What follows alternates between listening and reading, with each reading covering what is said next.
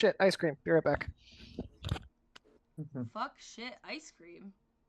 I mean, I wouldn't fuck ice cream, but I frequently shit ice cream, let me tell you.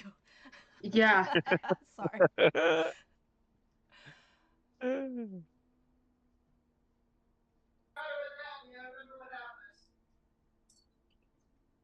He yelled something to me. I didn't hear him.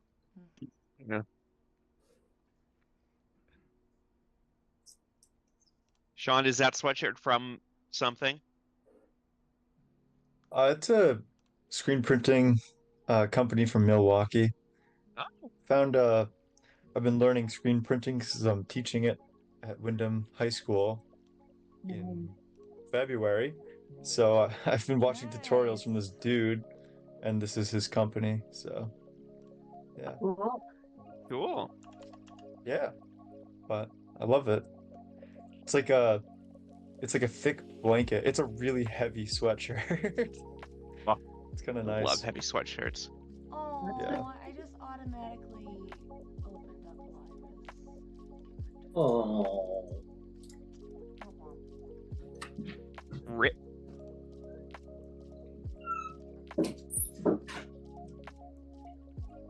You must be excited though. Yeah, Dude. I love Click. Click is dope.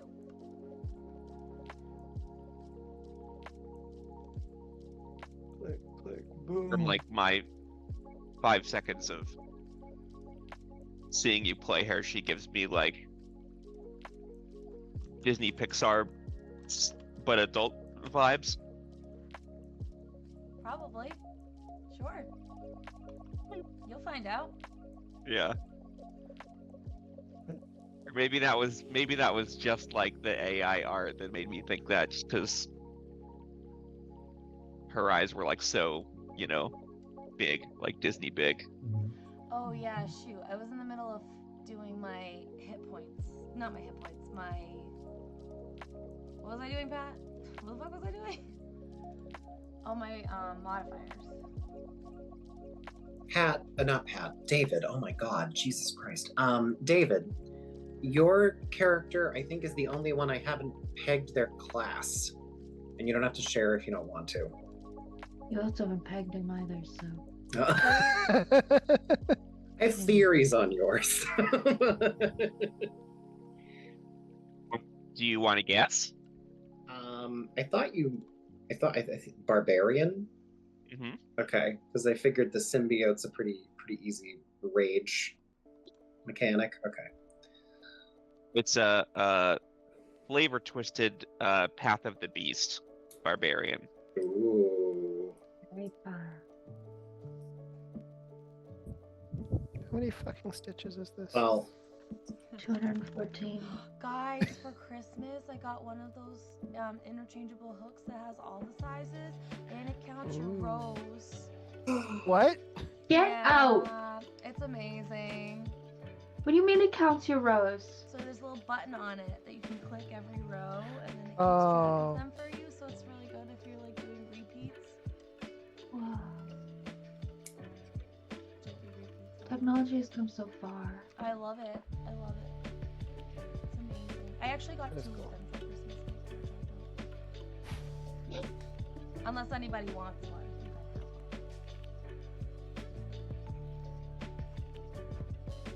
There are moments where I think technology's advanced so far, and then I also think that we still have to lick envelopes. Yeah. We Yeah, don't. what the fuck is that? We And like, don't. I know. you can't. This is Pat's biggest gripe about driving. The sun has been there forever, and we've been driving cars forever, but glare is still a thing. What the So fuck is bad. that? You don't have to What the fuck is lick that? envelopes. They have, if you use a mailing machine, it'll do it for you. Well, maybe in Canada. In America, I mean- Donald Trump watches you lick every envelope. It's mandatory. You send him a little Snapchat of it. Okay, well, our president isn't that fucking creepy. He's close. But we've also had mail machines for the last how many presidents? And we also don't have presidents. So. Mail machines. Yeah, I actually am confused. A mail machine? Yeah, so Yeah. like at It's most like a like machine. and it weighs your letter or parcel, and then you take it, you put it through, it prints the postage on it, and it seals it. Yeah. Do you still have to talk to a very, very angry post employee every time? No, it's a machine that used to sit across from the Mailbox. printer. Yeah. Yeah. I mean, they're pretty pricey. Like, you have to, like, be a Yeah, but business Mayfair had, to, like- to, like, really Oh. justify one.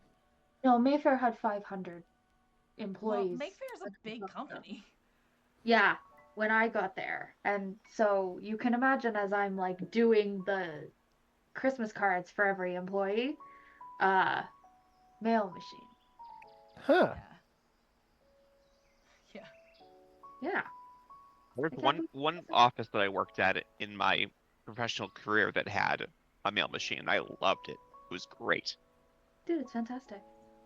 It's even better because it was right across from the printer, so then when the printer was acting up, I could just go and mail shit. And Mm. people would look at me like, and I'm like, yeah. Guess the printer isn't working, huh? Weird. Look at this whole stack of mail I have to do. Man, I wish the printer was working. And there's just business types freaking the fuck out. Because they don't know how to fix the printer. And I do. And I'm not helping them. I got shit to mail. That never got me in trouble at all. Funny working as a staff member in higher ed, I would always get to know the student and like adult staff in departments because they're so used to being walked all over. And I was like, you're the ones who know how to work the printer. You're the ones that know how to mail things. You know what form I have to fill out. Not my advisor. I should get to know you. I should make you Christmas cookies or like holiday cookies and bread. And I do think I remember there being one day where an older white male professor came into the office to do something and the printer broke and they left, and I turned to one of the students and I go, that's a bummer. They go, no, I know how to fix it. I just hate him. I was like, I appreciate you. Yeah, it was really weird how the VP of HR who hated me, it was never around to fix the printer. I was like, listen, bitch, if you want to hate me for no reason, this can go both ways. Yeah. Woo! Just hang out, because I'll give you a reason to hate me. Don't worry. I can do that. But you want to hate me preemptively? No. I have a special set of skills. I don't know why she hated me so much, but man. What's going on? Uh-oh. Is it in your backpack from Sunday?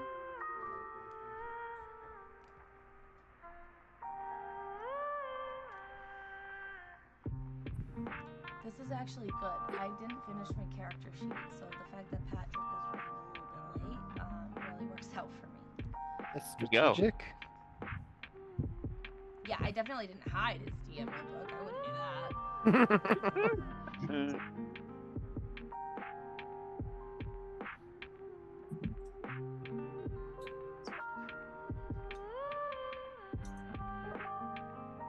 Oh, I finished Leon's campaign of Resident Evil 2 just before we started. Oh, nice. Ooh, very nice.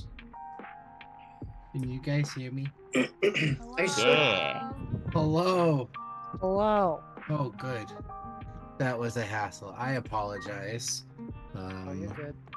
Also, sorry for kicking you all out of Foundry because I decided a restart was what I needed, and then it wasn't, and then I got a little nervous. But now we're here.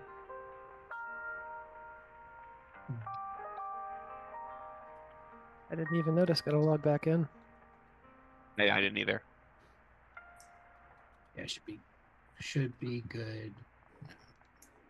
Also, I gotta do some research. I don't know how to make you guys not have 23 gold. I've tried deleting the resource entirely and making a new one, and it automatically is like, oh, you want them to have 23 gold when you make this new gold setting, right? It's like, no, I didn't want to give them any. I don't know how to give you guys more gold. I don't know how to take it away. You just have 23 forever. So Congratulations. I'm rich. What's this? What are you telling me about the Dow for? Get out of here, computer. It's D&D time, not... Not S&P time. Look at you. All right. Well, I have wasted quite enough time already. I think perhaps it's time to start playing some D&D. Last time on our lovely little campaign, a few interesting things happened. She got a horse You- and that's it. You had your first interaction with some Fae. A pretty positive one overall. Tenebris, using her powers of the void, calling to the old ways, got unobstructed passage through winter. Though you were told, sorry, I gotta move that off. I yell sometimes when I got my whole headset on. You were told that if you traveled through this way a couple more times without making the acquaintance of the queen, that probably wouldn't be the best look. Yeah. And for your agreeableness, you were given a gift, a 6-legged horse, or 7, depending on how you look at it, named Garsnir. Garsnir, among other things, talks. Still, however, not the most interesting thing, perhaps, that occurred. As you left Winter, and you found the derelict freighter, the Persephone, awaiting your piratry, you made quick work of it. A fast team with hazard suits,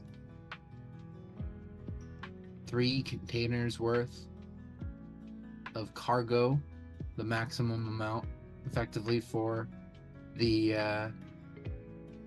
ethereal arc. And the captain had one more thing she needed to go take a look at. A quest from the Code of Flamboyance. The group that had, in part, financed the vessel, owns the dock, and that Lyra is deep in debt with.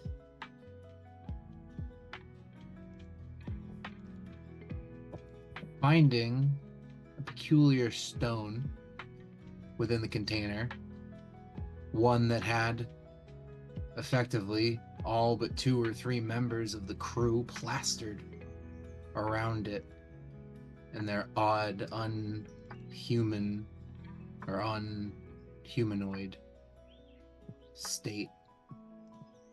And as this was sent to the ship, Lyra was contacted by it. Infected immediately. And before waiting another second to try and get out, detached the ship through her comm system, told Quinn and Graham to book it, and maybe someone good at math could have done the time to figure out if she'd booked it, if she'd run, and just stayed in the quarantine, maybe. But very quickly after you took off, another blast from the Trash Syndicate, the big junker vessel, destroyed Persephone, sending it into pieces, completely breaching any airlock, and surely destroying all life on board.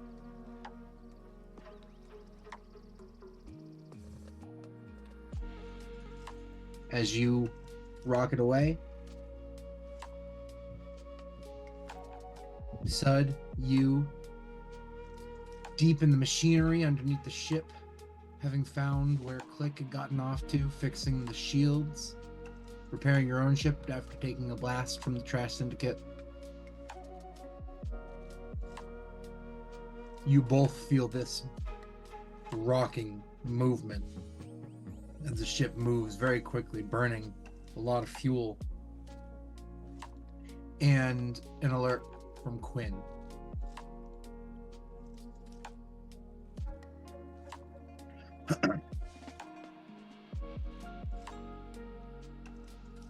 What did I do? Too many notebooks. No, never. Literally never. You're just unorganized. I am. Oh yeah. Well, that's absolutely. true for sure. I mean, All right. With an alert from Quinn, all hands to the front deck immediately. Most of you already there. The two of you down in the hold, and Levi, you've gone off to one of the other entrances of the ship, guarding, ensuring the trash syndicate wouldn't board. As you all hear this alert, only some of you fully aware of what just went down.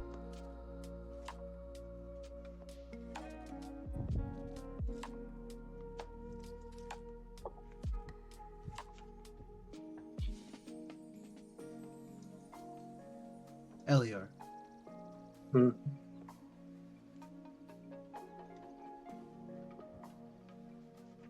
What's going on? Oh God. Well, I forgot that we're in a big glass bubble, so I've been under the impression I've been in a hallway since last week and have not seen what's just happened. I was making my way down to where Levi was, right? And by proxy now Tenebris and Bjorn, right? Is that Yeah. right? Okay. Yeah, at the end of the session, everyone's kind of making their way towards that area where the entrances were. And I just heard Quinn go, everybody needs to go where? He said to the front deck, which it's a big tree in a big circle, so just on flat ground, effectively in front of Graham. Would I have sensed that the ship is moving faster and has decoupled? Yes, yeah, you all definitely got that feeling. The ship's rocking away. And remind me, did I hear any of Lyra's like I command you? Yeah, I think Lyra probably would have put that to the full all communications. Get back to the ship immediately. That's an order from your commander. I think Elior is mid prepping a spell in the event of the worst. Hears this, breaks concentration from whatever he's doing and gets on the comm and says, "Captain, are you back?"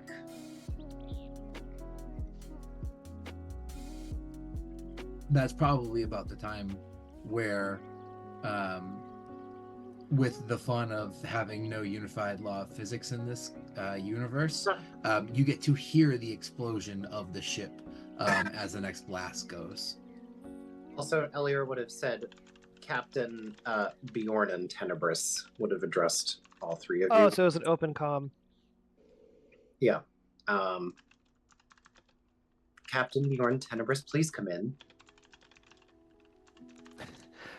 Bjorn is standing, having just been slapped by Tenebris. He kind of rubs the wound, kind of taps his comm off for a second. Are you gonna tell him or am I? I'll take it. Up to you. Or we can wait until he's here in person.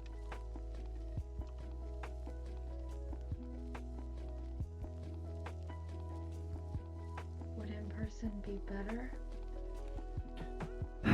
I think so. Let's go find him on the way over. He is the acting captain now. Yes. I'll get on the comms and say, we're heading to the front deck, wherever Quinn directed us to. Elior. In that tone. Yes, Elior takes that to mean that you three are all moving toward. Good. Yeah, Good. no, yeah, totally fine. Not Good. correcting you at all. Puts his knitting back into his bag and goes, "Good, I'll see you soon." And he begins to walk with a lot of purpose. And now on a closed channel goes, "Quinn, what's the situation? I heard an explosion."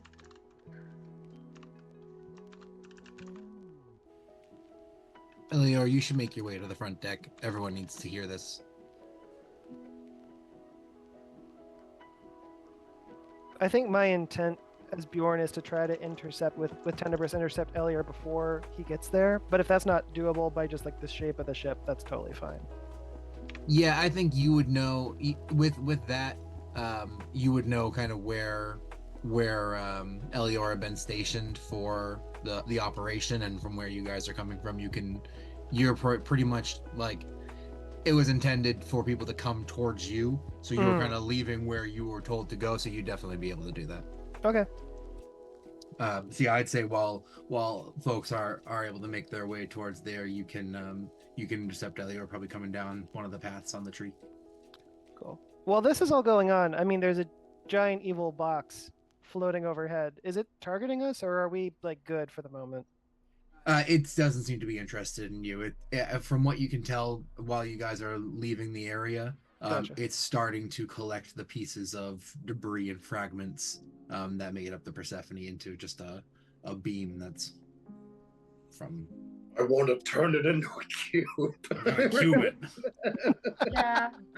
Yeah. Mike Wazowski. Yep. Elior hears that and gets on the global comm and is like, doesn't even do anything. He just starts walking faster, actually. Okay. He will tell Levi to stand down because we. Levi is very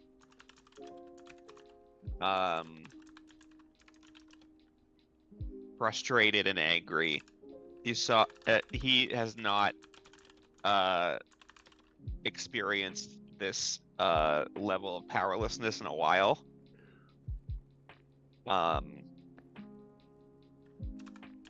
So you'll see he won't fully go into a rage, but he will kind of like look at the gun, see how remember how inept it was at fending off against crash collectors, and I don't know, maybe feels a little bit of guilt or responsibility. Maybe he could have done better, but anyway, he hasn't fully transformed, but you'll see his arm becomes enveloped by the symbiote, and he punches the wall in frustration, makes a little dent.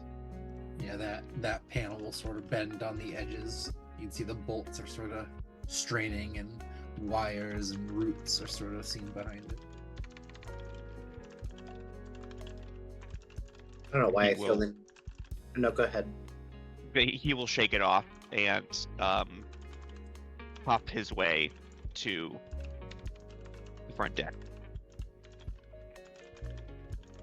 I don't know why I feel the need to add that. I feel like as Elior's speed walking, he just starts to jog at one point. You make it a little bit down and like pretty much will probably just hit your jog, and that's when you'll see damn, I'm not firing on all cylinders with your names quite yet. Bjorn and Tenebris coming up to you. Bjorn, what does Elior feel? Oh god. Just absolute concern and despair, but I think Bjorn normally has everything else bottled up, so you kind of just get the ambience of it. There's like a raging fire behind all that as well. Yeah, Tenebris is like, it's the same energy that when we talk to the Fae. Very straight. Everything is stopped. Everything, you can tell everything is totally fine. Nothing is being suppressed. No. Go ahead, Pat. I was just gonna say, I see them. I stop in my tracks. Just for you, no longer, now that you're here, while you can sense their energies, you aren't getting that intense, like, feeling it here. We're not in the Feywild. I figured as much. I think as soon as Elior gets the wave of whatever Bjorn's horrifying music is, he just sort of stops in his tracks. I think the two of you would see him go pale. Bjorn is immediately running over, trying to like get him settled. If there's like a side of the ship where Elior could like sit down for a second or something. You go to touch him and he puts his hand up. Oh, sorry. You're gonna want to sit. I don't need to sit. Tenebris sits down.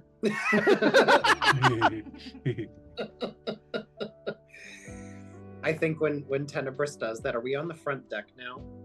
You guys are a little bit up the stairs, but with how Graham operates, as you go to sit down, the stair itself will sort of rise to meet you a little bit, Tenebris, and at the suggestion, ones will kind of come out from the wall right by you, damn it, I used to be so good at this, Bjorn. I'm I think- rubbing the chair. I think Elior goes, I don't need to sit, and then just sits anyway. I'm not sitting because you want me to. I'm sitting because I want to. Yeah. Listen, I think you need to sit down because I need to sit down, okay? I know how this works.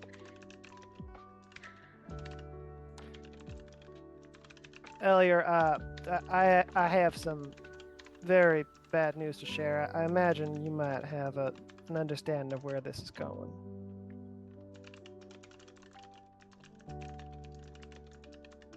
I think he just looks you dead in the eyes. Bjorn at this point is like crouched down. Bjorn isn't sitting, kind of like sitting eye to eye, like crouching eye to eye with Elior. On the ship, the captain gave Tenebris and myself an order to get off, under the understanding that there wasn't really anything that we could help her with. We evacuated. And once we were in containment, I even tried to turn around. That was stupid. My understanding from what we saw is that the captain did not get off the ship alive. I want you to know that, from what we could see at least, she would not have suffered. It would have been very quick.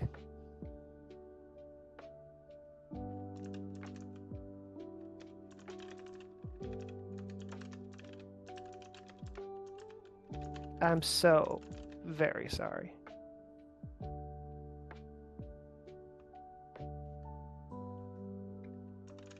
They both must be exhausted. Let's go hear what Quinn has to say. And Elior gets up and starts walking toward the front deck. Bjorn will just like speed up and follow him behind a few steps, but won't bother him. Tenebris is gonna pat the seat where he was and sort of pat her. She's like comforting Graham. Oh. All of this because he doesn't know how to process any of this or soothe anyone through anything. So little pats and then I'll follow them.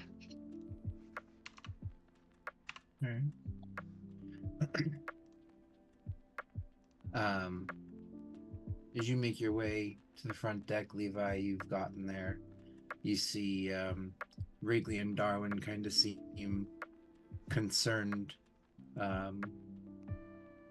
Pepper's kind of grumbling. She's got something on the stove. She seems like she almost doesn't have time for it, but the look on Wrigley's face kind of settles her a little bit. And as you're all gathering, you hear a rustling kind of coming from a vent that sort of connects part of Graham's base to the base of the ship.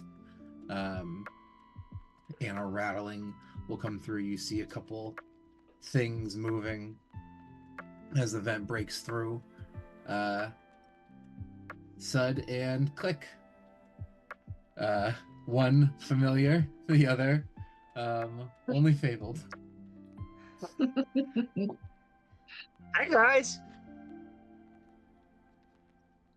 You know, if she wants me to get any stuff done, she's gonna stop calling me stupid fucking meetings. Yeah. She wanted me to get the teleporter up and running before we did this mission. I got the teleporter up and running before this mission, and it broke my bot. Sorry, who the fuck are you? Who the fuck are you?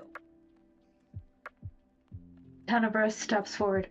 Who the fuck are you? I'm I the only didn't realize. person keeping this shit together. Who Who the fuck is everybody else? Click is Click's pronouns, Christina. She, her. I didn't realize we had made it already, so I think Elior, who's ahead, will step aside, let Bjorn and Tenebris go through, and when that happens, Elior will step forward and go. Elior! Who the fuck are these guys? You see him take a second and he smiles and he goes, Click. These people. I think it might be good if Quinn explains. It's so good to see you. You too! How long have I been up there? Quinn, go ahead. First to answer your question, Click. The last time you saw somebody that wasn't Pepper or Sud was 4 days ago before the ship took off. Yeah, that checks out. Thank you.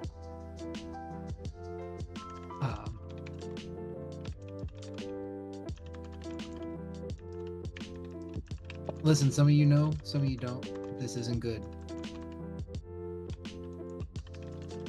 The captain was pretty adamant about her instructions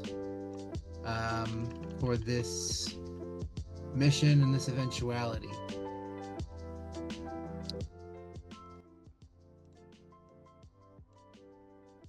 As far as my data, this as long as it went, the entity aboard this ship that caused the likely deaths of the crew had infected the captain. From readings, it seemed to have been taking over much of her motor function before the Persephone was destroyed.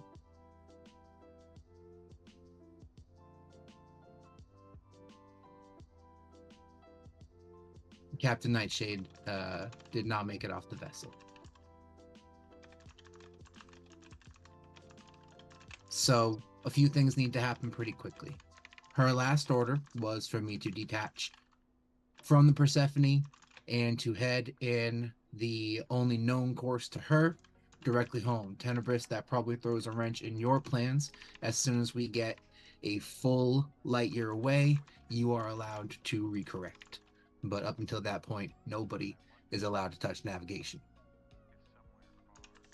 That includes you, Captain Elior. Now, the rest of you, per standard galactic ship orders, can make a vote, but the captain had made specific instructions that in this event, as long as Elior was capable, that he is to take command of the ship for the rest of the mission. Elior, do you believe that you are capable?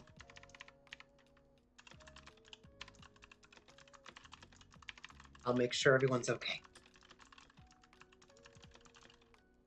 I'm sorry, debrief what you a bit fucking later. mission? The mission that you were on. failed. Well, If you so choose to elect a different captain for the remainder of the time that you are off port, that is something that you may choose to do. But the last captain of the ship appointed Elior.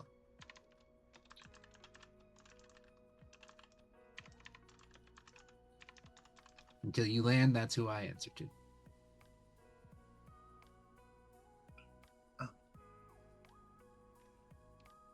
Elior is going to turn to the group. Bjorn, Tenebris, did we and Quinn, did we get the cargo off the ship?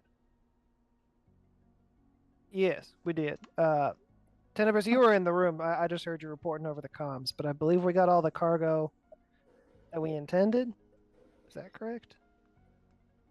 We were told to collect 3. We got those. The captain had a 4th. I don't know if we got that. But we got what we came for. Not out loud, directly to your communicator. You get a message from Quinn Elior. The 4th transmission was completed before the captain died. Elior turns to Levi. We got the cargo. The mission was a success.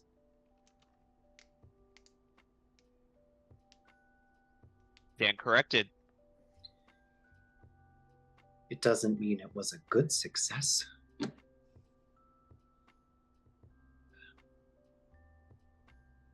Tenebris, you know navigation better than anyone on this crew. Can you confirm with the computer that we're on the safest route? Yes. Would you mind doing that now? Tenebris turns and walks down and says, Quinn, I'm on my way. Got it. Our top priority is to get to safety. I'm sure everybody has a lot of things they want to discuss. Once we get to safety, we can talk about next steps. I hope that's acceptable to everyone. Yeah. You hear from down the hall, it will be. How's Levi reacting to this? Oh, I mean, he's perfectly fine with Elior being captain. That does not bother him one way or the other. He is consumed with a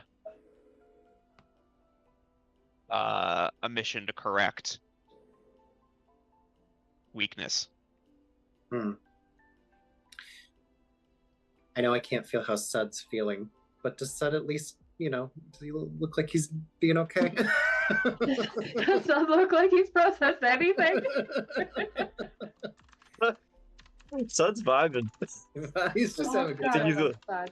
He's a little disoriented, I think, but that's about it. That leaves Click. Click is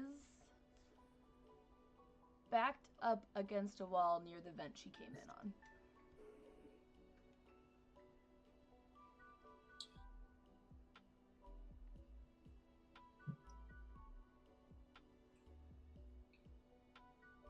Luna, are you talking? I think you're muted. Oh, I am. No, I'm not. Isn't the vent in the ceiling? Are you just like spider half spider climbed up the This- wall? This I got, like, one tethers and shit. this one was in the ground. Oh, okay. There's a bunch Did of anybody else know? So, okay, let me get this straight. She was infected prior Sounds like- to what? All of us coming together? No. It seems whatever being was on board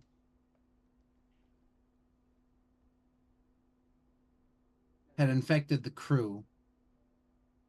I don't know exactly how the captain got infected.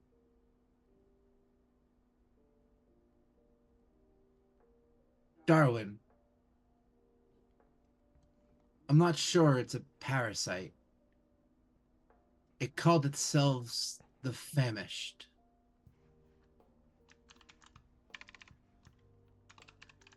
That's all I got. It moved rapidly. Darwin has been silent since he found out the captain died, and almost doesn't seem like he heard Quinn. No. No, I don't. No. Pat, does the famished light any light bulbs up for Spike? Go ahead and make. Go ahead and make. Make a history check. Pat, can I make an insight check on Darwin because his answer was sus as fuck? Yes. About if he knows anything about the famished. Yeah. Do I possibly get advantage because we've been working together for a long time? No, but the DC isn't as high for you. Cool beans. I do that. I don't mean to bandwagon, but could I also roll a history check? Yeah. Pat, can I send a comm just to Elior? Insight check +0. Woo! Yeah, I got a fucking 9. I just want to mention to him that the fourth piece of cargo, wherever the captain put it, 17. maybe hesitate. Just in case it's what did it? Oh.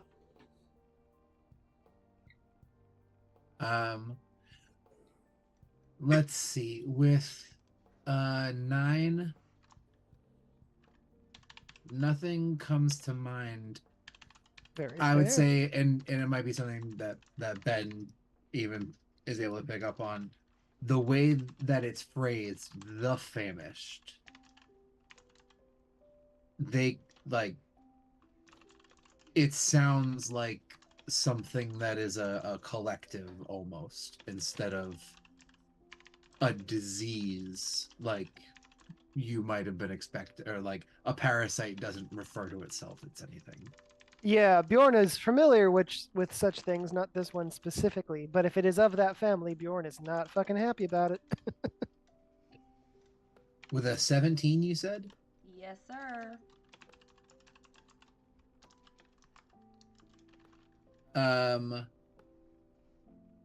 Looking at Darwin and having spent some time with him, Darwin doesn't.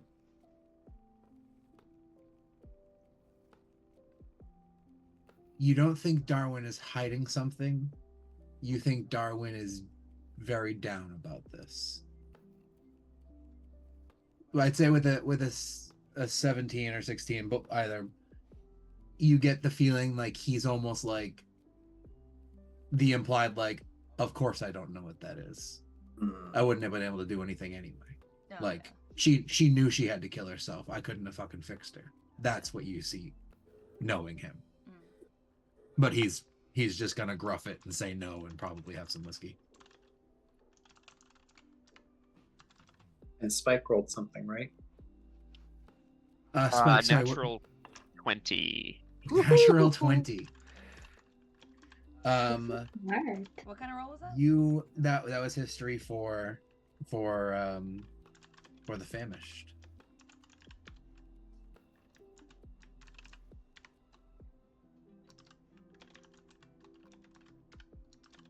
Natural 20.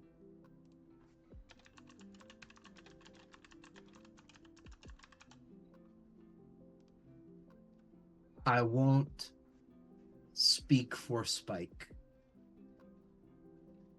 but I will say this is likely something that Spike is able to impart to you.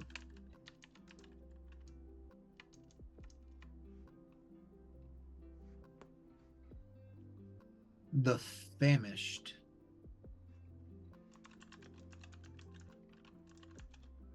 Yeah, I won't. You gotta understand. I'm not gonna pretend like you don't just know this. What you would know about the famished? They aren't a parasite. They are an organism. It is an organism that exists in space. The famished is almost a cloud of a being. Little tiny particles, all one of many. There are bits of space that are not darkened, not necessarily avoided, but hyperlanes don't go through. They're the wilds, and things live in those areas. The famished is a being from out there that devours energy, life energy. I would say with that, even whatever happened with this ship, probably something in some of the cargo had come contaminated with some of it. And when one crew member came into contact, it was over because it seeks out other life.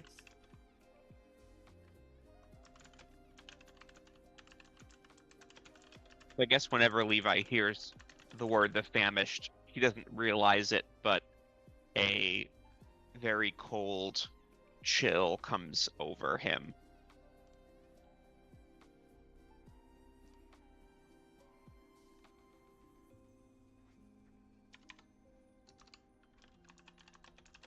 Fuck.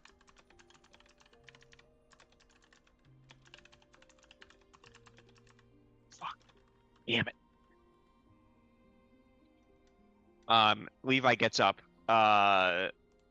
We'll go over to Elior. And has Elior revealed how old they are? 24. Okay. How tall is Elior? Ooh, I actually wrote that in my character description and I'm forgetting. Moment.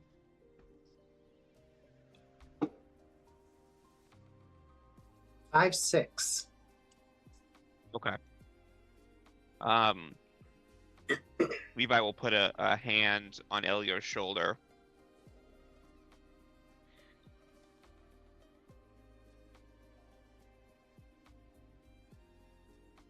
I don't dare to guess how you're feeling right now.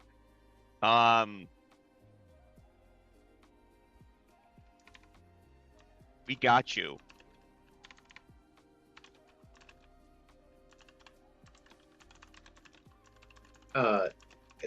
Elior kind of just looks at him blankly for a second and then gives him like the weakest attempt at a smile. Like Elior probably thinks it's his big one, but it's like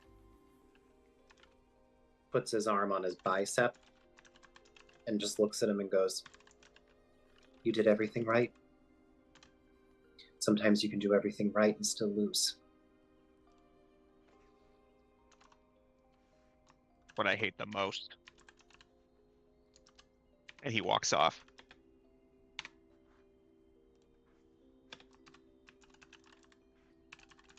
I'll be in the command center. Before he leaves, he walks by Click and Darwin and says, or turns at the foot of the door and turns around and says, "Some of you lost your boss, and some of you lost a friend. Please take whatever time that you need. I just ask your cooperation in getting us to safety."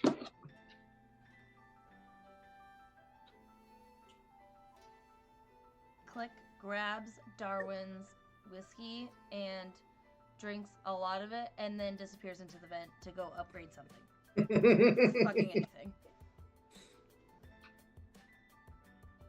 Elior is storming to the command center.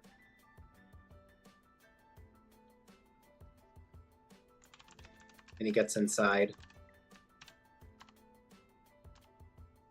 In my brain, the command center is like a bridge. Is that a fair description?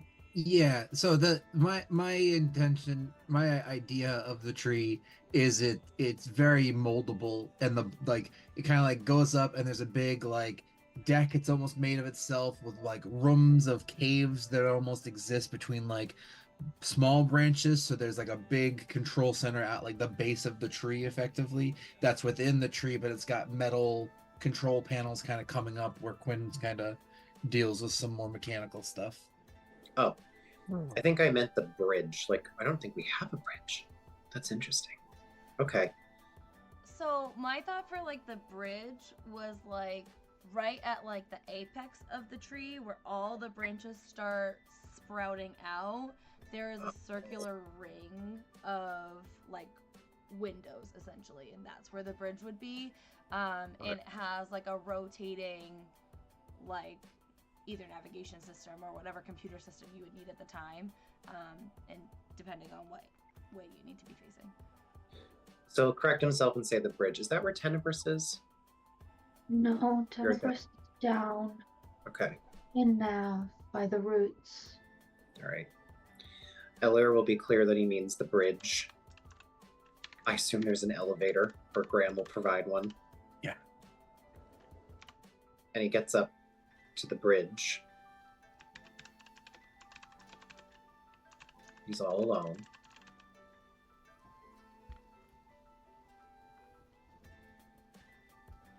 Quinn. The fourth parcel, is there any way to tell if it's problematic?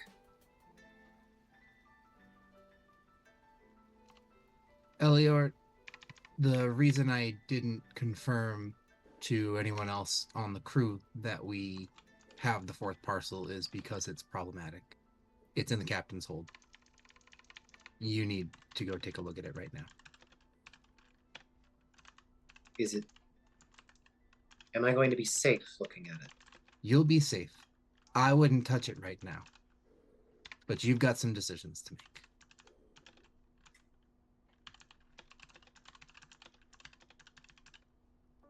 Elior looks at the bridge and goes, well, Mom, at least I'm getting my steps in today. Goes toward the captain's hold. All right.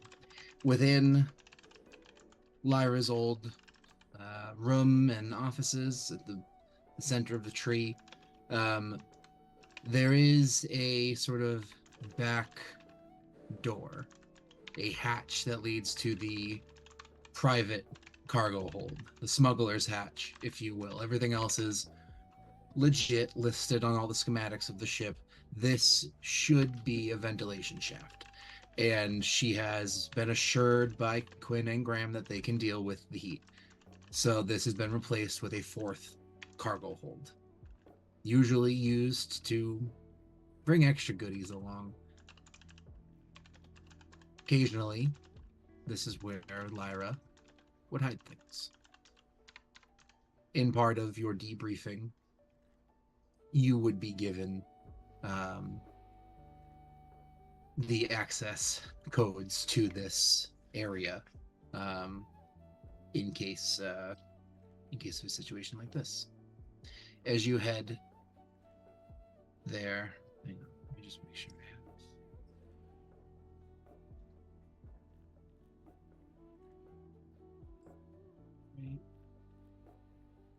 have. Sorry, I know I make faces sometimes, and that doesn't help.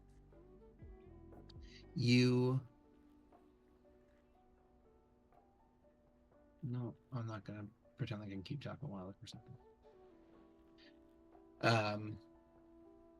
You make it to the captain's quarters, and Quinn will speak to you from a speaker in there. So, okay. A couple things. First, Um,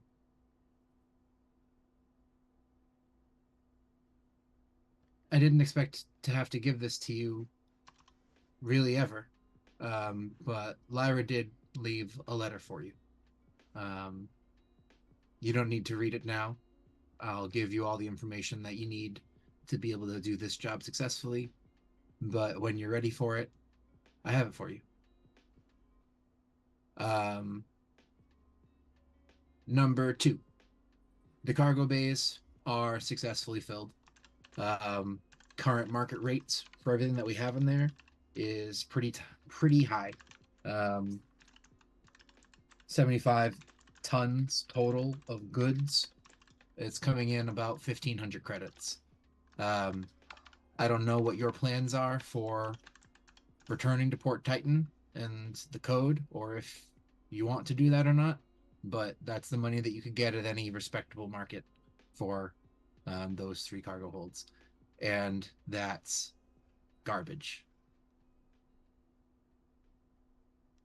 Go open up Lyra's hutch. Elior's going to take a second. Ryan needs to make sure they're following. That's garbage amounts of money. You know, Elior knows 1,500 credits is the world. I mean, Yep. that's a lot. That's not the, but like that's a lot. That would easily pay any debts that any of you might have for the most part, unless you have a big problem. 1,500 credits could get you some upgrades. You wouldn't be the richest people in the galaxy, but like you could pay the crew nicely on 1,500 credits. That's a successful mission. Okay. Elior is not even going to respond. He's just going to go into the hold. All right. It opens up and seems almost empty. There's a fair-sized rock sitting, no longer on quite the same pedestal, though still has a bit of a stand, just sitting at the bottom on the floor with a glow, sort of golden amber energy. And as soon as you enter here, a couple things happen. One, there's this lovely scent of like warm cinnamon. And the air itself almost seems to taste not actually of cinnamon, but like a nice warm cocoa, maybe. There's warmth in here. Elior, you get a strong feeling from this stone. They're roiling. A flash of anger. Deep, deep sorrow. Love, fear. It seems to blend a rainbow of feelings.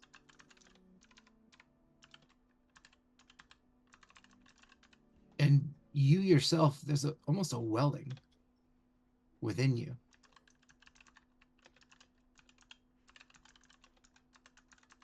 What's Elior's favorite form of creative expression? Knitting. They're knitting. There's almost like a flash of patterns come to you. Just beautiful ideas. You feel this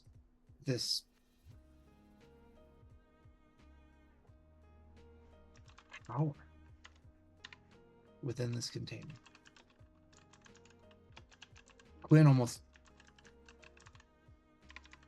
is startling. Elior, do you have any guesses what you're looking at right now? Elior is going, as soon as Quinn snaps him out of it, Elior is going to walk away from this thing and shut the door.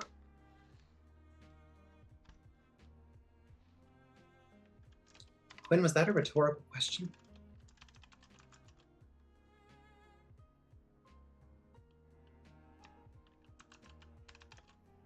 Is that the thing that the Code of Flamboyance wanted the captain to retrieve? Yeah. Yeah, I think they were underselling it a little bit. When I need you to tell me everything you know about Lyra's mission.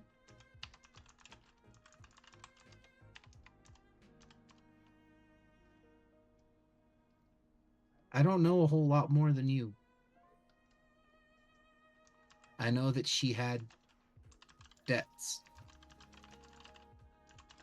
And I know that she was terrified of, I don't know, her dad catching up with her. Heebie-jeebies. She was determined for some reason this was the job. Elior, that thing in there, it's called a splinter of Baitnav. I'm sorry, Quinn. I think I just hallucinated. You just said a splinter of Baitnov? That's correct. That is an unimaginably expensive, dare I say, priceless artifact, the powers of which could reshape entire galaxies. I Well, must have misheard you, Quinn. You don't possess a full shard. That would probably, well, Oh, sure. So we just have the power to reform an entire planet instead of a galaxy. Maybe even a solar system. you do a lot with it.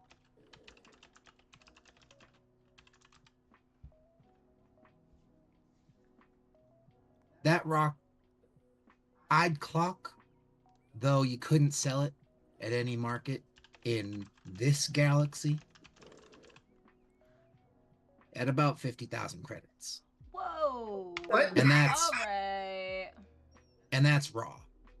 And that's wrong. If you grilled it first, Yeah. and then put a little bit of like spicy mayo on, put it in a like buttered roll. Yeah. Spicy mayo Can on you the- imagine marinated though? Okay, marinated maybe, but not spicy mayo. Come on. Fair enough. I think when he says 50,000 credits, if Quinn has sight, he would see Elior actually reel a little bit at that, which is like the most emotion Elior has physically shown anybody at this point in the day. You said we couldn't sell it in this galaxy? You couldn't, not that you're here to have this conversation, but you couldn't sell this rock by itself. Yeah. In its entirety. No one would buy 50,000, like so someone would, but that you couldn't, like it, you'd get killed for trying to. Quinn, I have a theory. Why would the Code of Flamboyance want a shard or a splinter?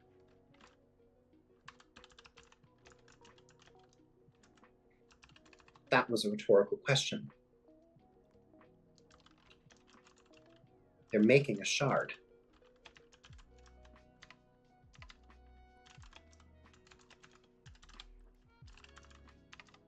Certainly possible. What was a shard of Baitnav doing on the Persephone?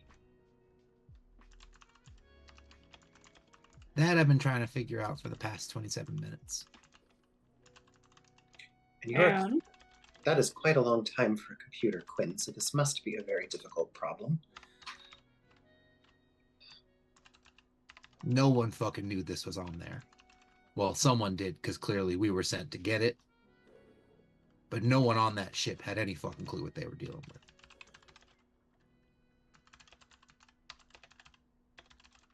It was being sent as a load of something called bananas.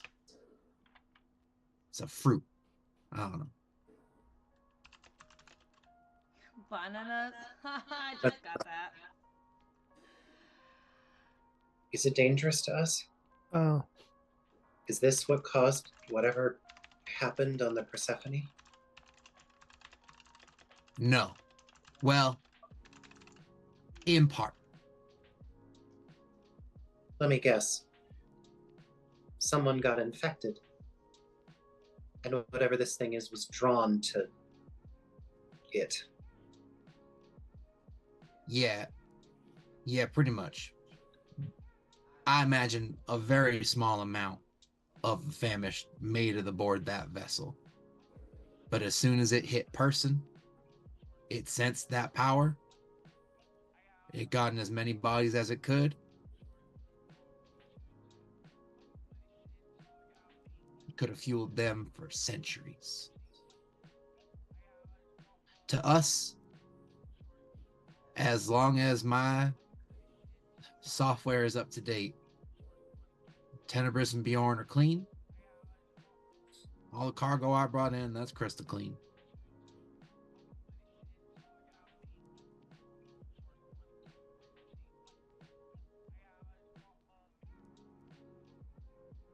Elior is quiet for a very long time. You see him close his eyes. He reaches into his bag. He pulls out whatever project one of his 10 projects he's been working on. You see him take the yarn, and his hands are shaking again, like they were that day with Lyra, and he starts to knit.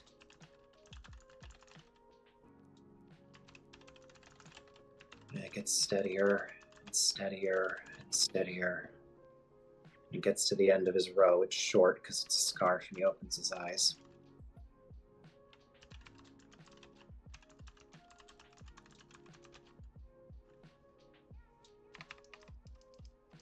We need to get the crew to safety, Quinn.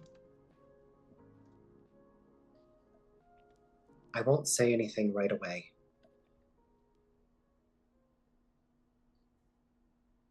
How often does Click sneak in here?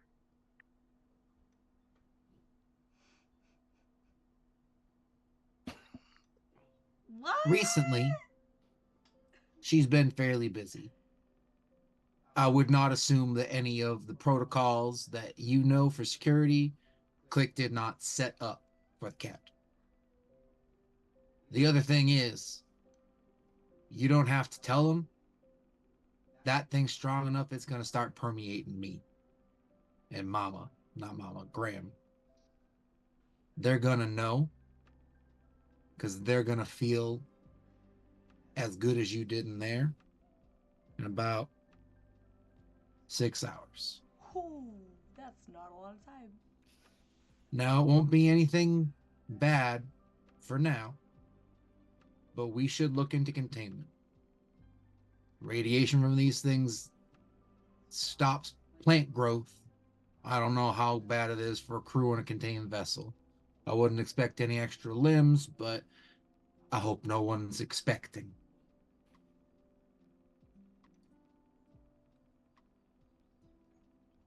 I just about said expecting what? Oh my god! Stay with the plot, woman! So, Pat, if I'm understanding correctly, this thing is ostensibly radioactive, is what you're saying. But it's... Minor. So I would say...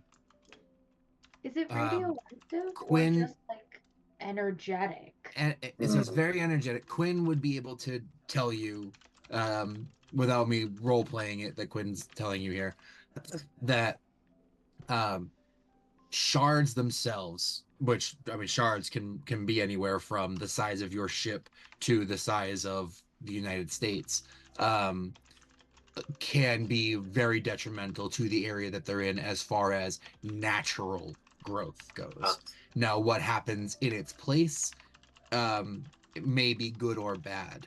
In places where shards started, plant growth died in a lot of instances, and it's one of the reasons, like, coffee is a near extinct resource, mainly in part because of shards of Baitnov. And then Pirate Thumbles bought up the rest of it. That was now exotic resource, but it can kill certain things. Other things it would grow to God knows how good. It's the reason for a lot of technological growth and societal wealth, but you got to handle them. What does containment look like? Elior will ask. I got to do a bit more research. I know lead and aluminum are both real good at stopping things. So I intend to use a mixture of both, I think. But that might be something that I need help figuring out.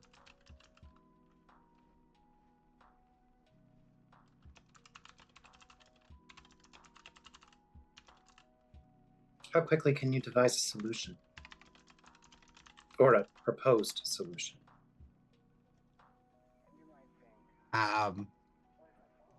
It's what I'm putting most of my resources to right now.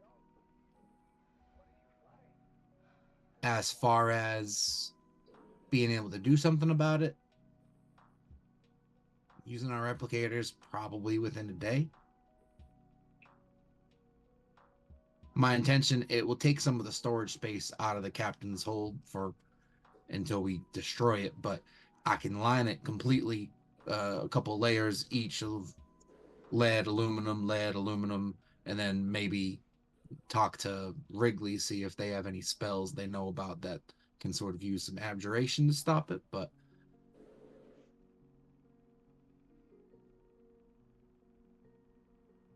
I'd suggest y'all make a plan.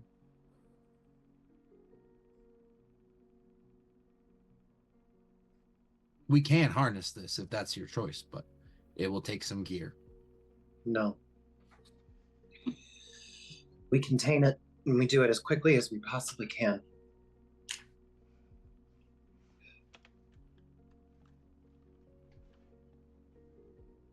When Quinn is talking to Elior, if I'm in the navigation, would I be able to hear that or no? Not where you are now. Okay. Don't worry, though, because Elior is going to go. Quinn? Oh, I was legitimately just gonna be like waiting outside the door. And navigation is just like, Graham, is he done talking? No? Okay. I think Elior is going to start to walk toward the door, and if this is what I'm understanding from you, this will be very funny. He's going to start walking toward the door, and he's going to say, Quinn, do everything you can to contain it. I'm going to talk to the crew. And he goes to walk out the door as if there's no one there, and you're at the door. Oh, no. Okay, I'm because at the Tortenda door. was in the basement. Yeah, you're up here. Okay. I'm at the door to get into where Quinn and Graham are Okay. to like navigate the ship. But I wasn't sure if I could hear Quinn through. Oh, that's good timing anyway, because Elior's next question on the comms closed to you is, Tenebris, how's our route looking? Quinn's been busy. I'm just waiting to check in. Go ahead. I'm gonna sit down with Quinn. Then I'm gonna sit down with Graham and say, all right, listen. Where are we going?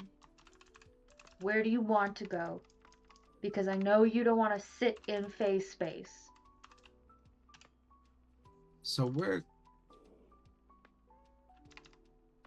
Graham will kind of go, we're headed the best way I know, without going through your I'm ways. not gonna make you. If you'd like to, we certainly can, but we're clear. If you'd like to make any course corrections, I'm able to make them now. No, you two have been through enough. But it should take us about 5 days to get back. Wait a minute. To port? Should take... Quinn, we're going back to Port Titan. Why are we going back to Port Titan? That's just... Unless I'm told otherwise, this is a round trip, but...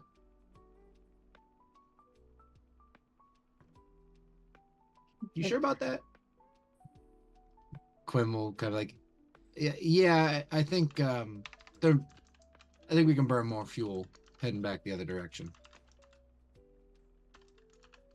Yeah. I'll get back on the comm just to Elior and say 5 days to back to port is where we're currently going. I guess we probably need to discuss if we're going back to port. Agreed, but stay on course for now, okay? Of course. We won't be traveling through the Feywild. So no worries this time. Hey, Tenebris, Yes. thank you. Not yet. Hangs up or closes the channel.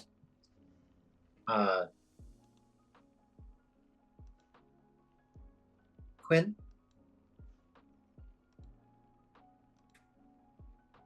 What's going on? are there any nearby Code of Flamboyance vessels in this sector?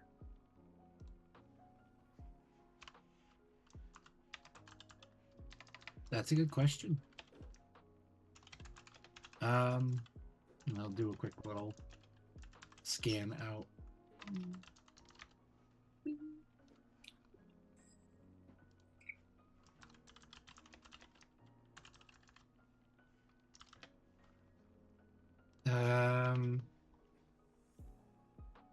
Not super close. About 8 light years out. If we were to go full speed in their direction and attempt to hail them toward us, when would we intercept? We could get there by the end of the day.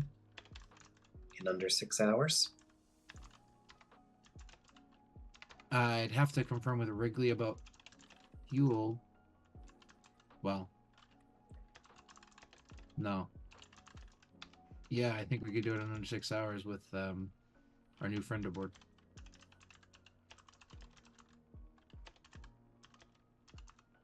You see Elior hesitate for a minute. Patch the coordinates into Tenebris, tell them to make full speed ahead, and call everyone to the bridge. Aye, Captain. Tenebris, you get a ping like right as soon as you kind of set everything. Yeah. Quick redirect actually from the captain. Of course. I need you to head here. Okay. I'll set it up. Do I know we're heading towards the ship or just we're going there? Do you ask? Quinn won't advertise that. He'll just say these are the coordinates from the captain. No, I'll just go. Alright. We'll plot a route. Elior is not going to try to contact them yet, but that is one of his next things. He is, however, going to call a meeting of the crew. Tenebris is like patching in the thing. I don't want to hog the spotlight. We have a new character and lots of people that need to probably debrief. So, while I get my ice cream, not to take the spotlight away from Pat, but folks want to do things before this meeting, please jump in.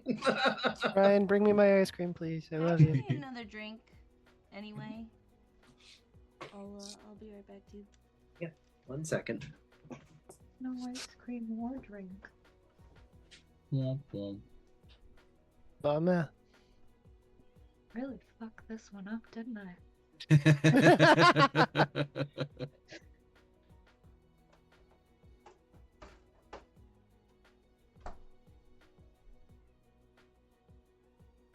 I don't think I have anything else that Bjorn would do.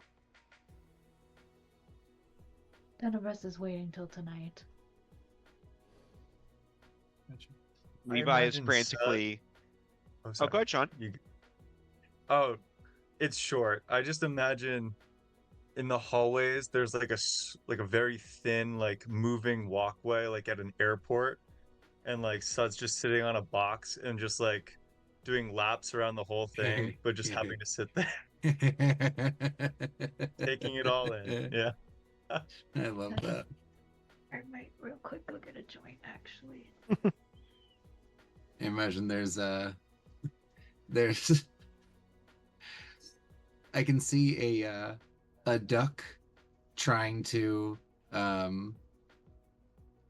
like catch up to you outside, but like it's just too slow because it keeps moving and it like keeps trying to catch up and like thinks that it's there, but then you kind of like you're not moving, but it keeps moving. It's like Oh my god. The idea that Sud could be like a mother duckling and just have like 5. Oh my god, that would kill me. That kills me. It's so cute. That's beautiful. When you Oh. think Sud can't get any cuter.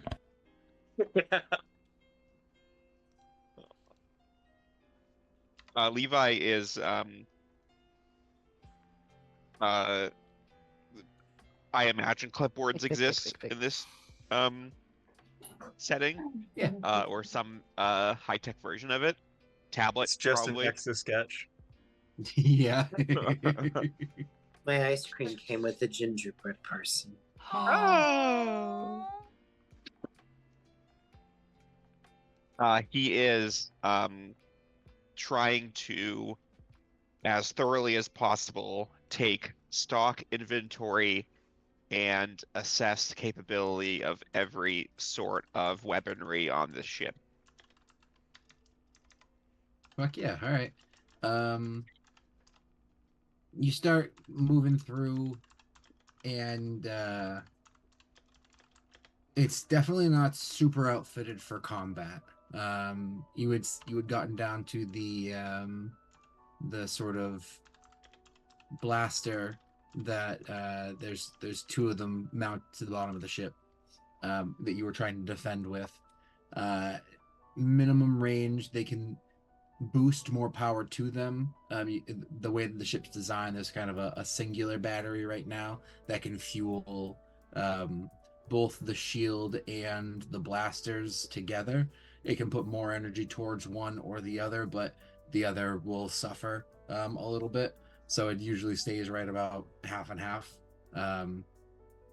It's the way the ship's designed, there's a lot of room to kind of improve it, to add guns on, to add extra batteries, shield improvements. But right now you've got kind of a standard energy shield. It's set up in kind of it can take a few shots, but it can't protect from really serious damage. There are certain shields that you'd probably know about that can kind of handle like really any sort of blast to start with before dissipating. And on board, you've been finding guns everywhere, which is a fun, probably psychosis of Lyra's. So there are really kind of all manner of blast pistols and bolt throwers, different sort of energy carbines. So you've got one that's shooting out some lightning bolts, one that's shooting out some flame ammo, really trying to spice up the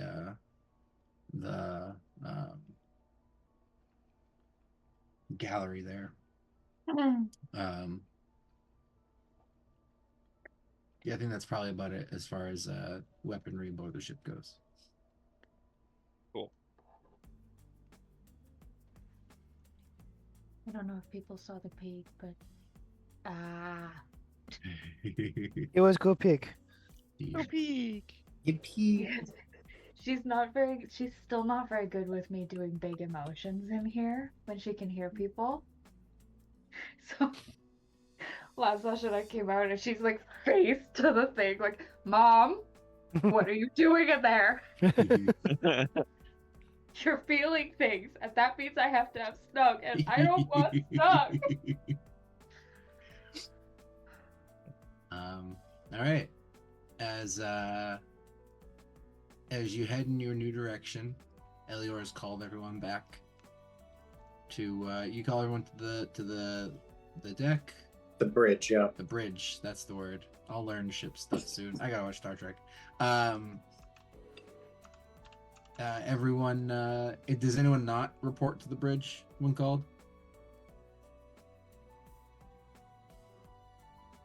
Denver spends about 20 seconds trying to figure out and then goes. So we'll be late.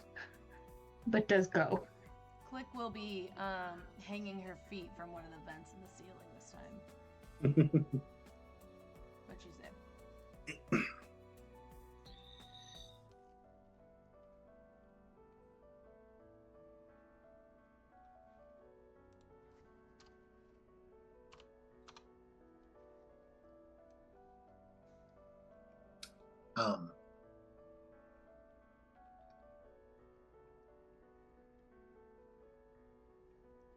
This is a very strange situation that we have found ourselves in.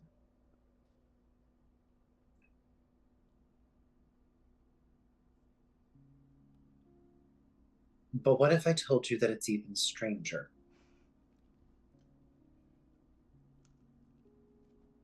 Captain? Yes. Please tell me Lyra's not back. No. Lyra's not back. This is usually about the point where something gets a bit weirder. So, par for the course. As long as it's not returning dead, I can handle this.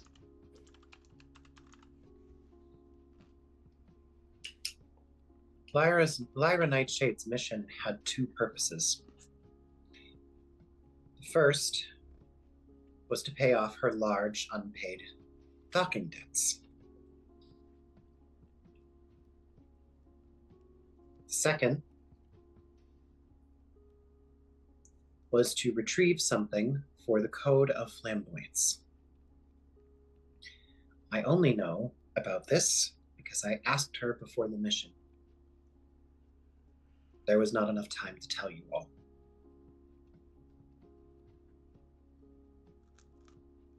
The fourth piece of cargo that she recovered before the Persephone was destroyed is different than the other cargo that you collected. Turns to Tenebris and Bjorn. He takes a very deep breath. What I'm about to tell you all next could splinter the crew into a million pieces. I didn't realize what I was doing. Just laughed. Thank you. I just got it. I'm I didn't stupid. mean to do it, but it's great. It's like the condensed milk all over again. Oh man. Elior I'm goes, ready to say a character. there are many of you who will respond to what I am about to say with awe, and there are many of you who justifiably will be planning how to murder all of us and leave the ship. He looks at no one in particular when he says this. The fourth parcel, thank you. The fourth parcel contained a splinter of Bayat Nav, a priceless artifact, the power of which is sizable, and within 6 hours will result in all of us feeling its influence. As soon as you say a splinter of Baitnav, Darwin spits out his whiskey all over the fridge. Elior just, literally, Elior just like without even looking, prestidigitates it away. When he prestidigitates, you all see coming out of his fingers these little wispy tendrils of like multicolored light. He takes it up. Does anyone in Elior's periphery does he sense anyone wants to murder and run away with this thing after he drops that? Tenebris immediately sits down. Levi will, without looking, grab Darwin's whiskey.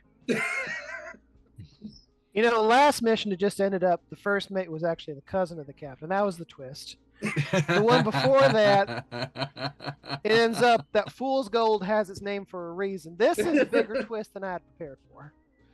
Just wait till what the next twist is. Huh? Fuck. So we're all in agreement. This is fucking bananas. Okay, first off, before that, because I have something to say about that. A ton of us have something to say about that. If I check in with my patron, have they heard anything about Baitnav since history? Like in the last 400 years?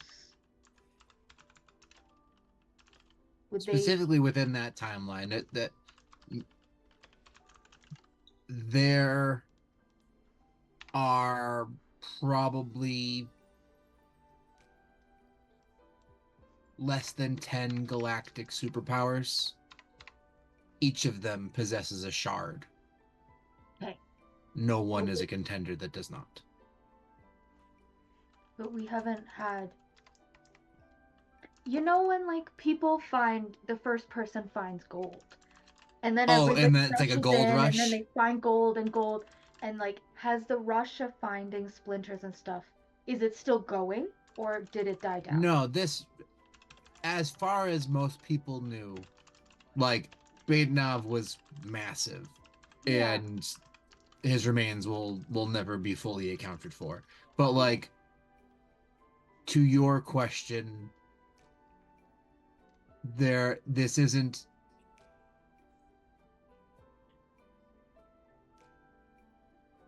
It's probably assumed that most of the pieces are in possession of someone or lost to space. Okay. Tenebris is gonna stand up, and then at the fucking bananas, look directly at Elio and say, "Bananas are disgusting," and sit back down.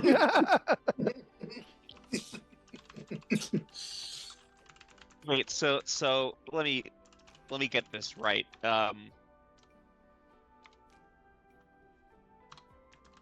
Was the presence of this splinter what fucked up the Persephone? Or at least, be more specific, the crew on the Persephone?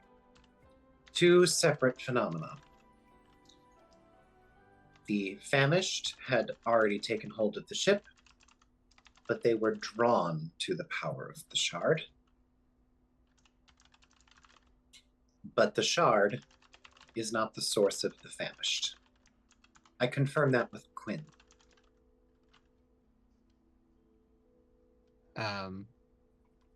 It's kind of similarly... Hasn't said a word since Lyra died. Wrigley will kind of quietly speak up.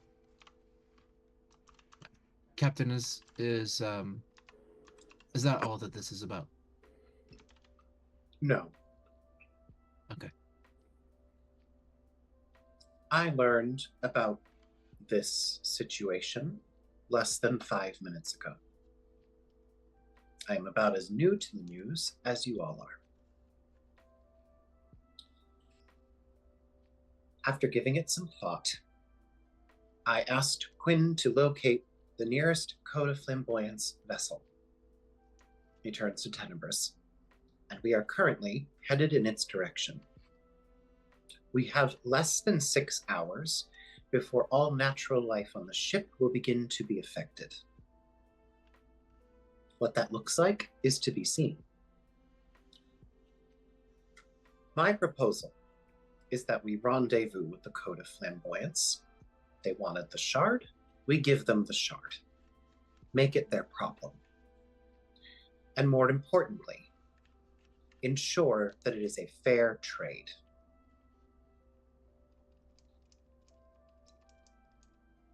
but I have not hailed them yet. Quinn assures me that with about a day's time, turns to Wrigley, the two of you might be able to rig up containment.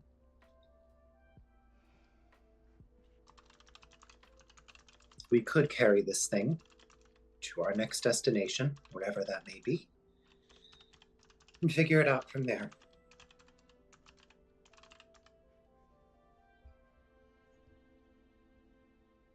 I want ideas.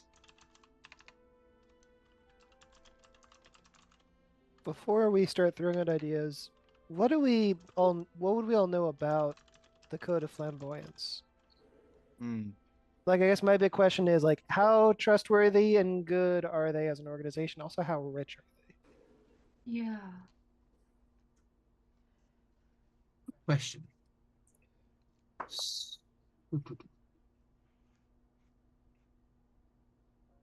Well, I Irish think did we- some work for them in the past.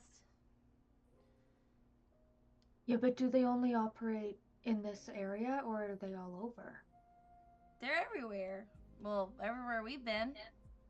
Yeah, but if the pirates, they might not publicly be everywhere because there's some pirates who don't like to do anything. Right, but that's not what I'm saying. I'm saying they're everywhere. They're a far-reaching organization. Yeah. Like everywhere. Because let me be clear, I kind of have a cascading series of concerns here.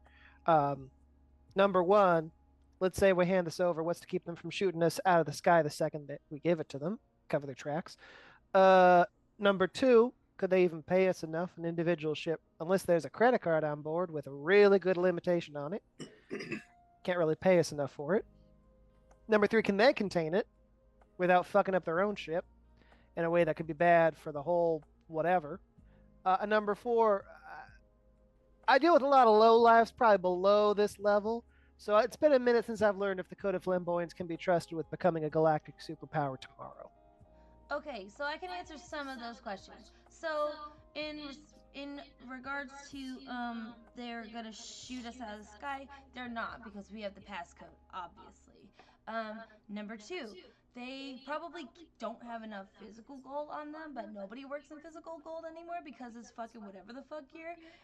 So we all work in digital creds anyway. Number three, I forgot. Is it gonna fuck up their ship? Could they maybe have some of the hunger? Oh right, number three, we don't care because it will be off of our ship. Well, that's true. What was number four? Well, then that leaves number four.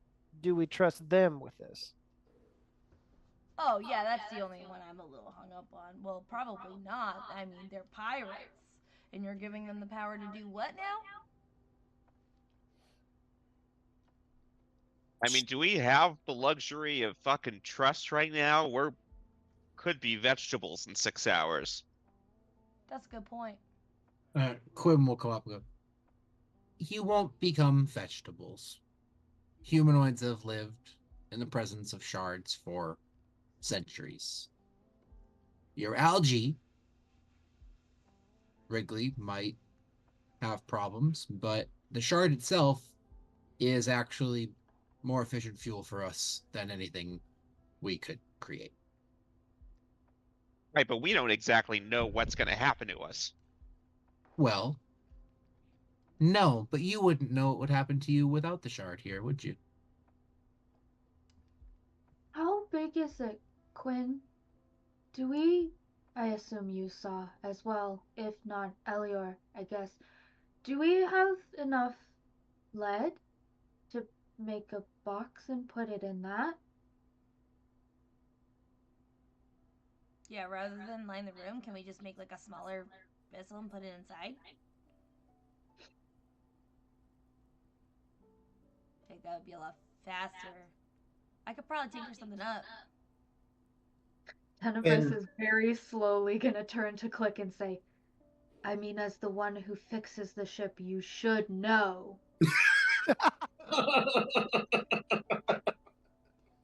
She gives her the middle finger. Eleanor just looks at the two of them and goes, Tenebris, that's enough. Thank you. Although your input is welcome. Quinn, with Click helping, what would the damages be to us if you rigged up a containment unit? Our ship's a tree. Elior looks down at Sud and goes and pats him on the head and goes, "Thanks, buddy."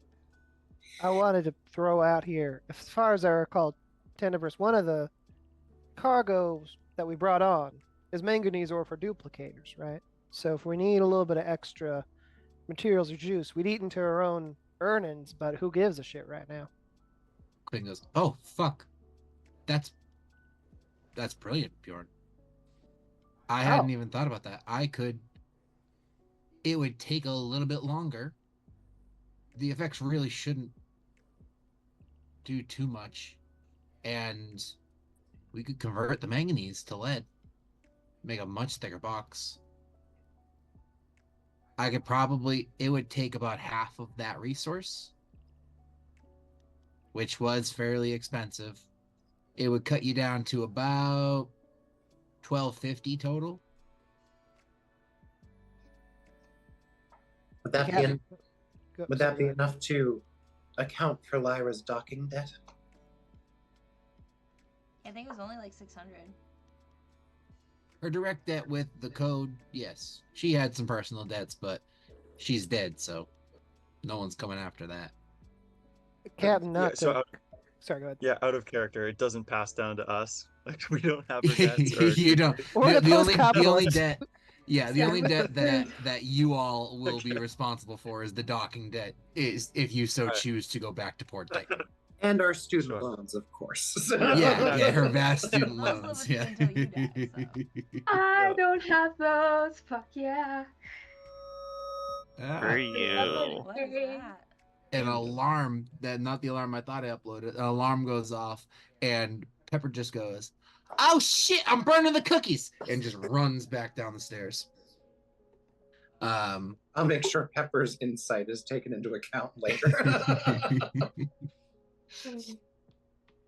Just to throw some... I'm sorry, go ahead, Pat. No, I don't actually know what I was about to say, so please. Go ahead. My brain's a soup more than usual. Do we even want to go back to port? Because if we go back to the Code of Flamboyance port and we're like, we maybe do or maybe don't have the fucking glowing toenail, that creates all kinds of other complications. Side note, do we know what part of Bitnav it is? Is it like kidney? Like Yeah. If it's like a toenail, I want to get rid Butthole? of it, you know? The Like, fuck kidney that. stone. Oh, ow! Oh, ow! You guys have beaten Go out to kidney Vietnam. stone. Just Oh, way too much nasty. vitamin C in his diet. It just was bad. oh, but the baby teach us right now. Assuming Um, pangolins. Much soda. Elior is going to say to Bjorn, "You just raised my only concern. We can pay off the debts, but whatever mission Lyra was on, if we have the money to pay them off, they're likely going to assume we have the cargo. And if they know what it is, they might come after us. In that particular situation, I might suggest that we focus on the short term for right now and figure out those steps after. But I do agree that that is a liability we must address." Captain, my recommendation to you is it's just my thinking. We contain it. We pool our resources, think about who our contacts are, and debate maybe bringing the shard to someone else, at least for an initial investigation or assessment. But I have some concerns about taking it directly to the Code of Flamboyance, unless we know more about what they intend to do with it. But if Elior, I'm voted down, so be it. We can take it to the code. consider my proposal to meet the Code of Flamboyance. Option A, consider your idea to contain and reassess. Option B. Levi, what's the current state of the ship's defenses? Well, a lot of room for improvement, Captain, to be honest. We've got some basic blasters. They are integrated with the battery of the ship that deals with the power of the shields as well. So we can put most into one to the detriment of the other.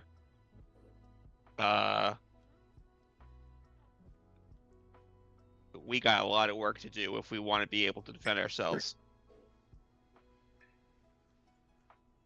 Then it sounds like we would not be prepared for an imminent attack.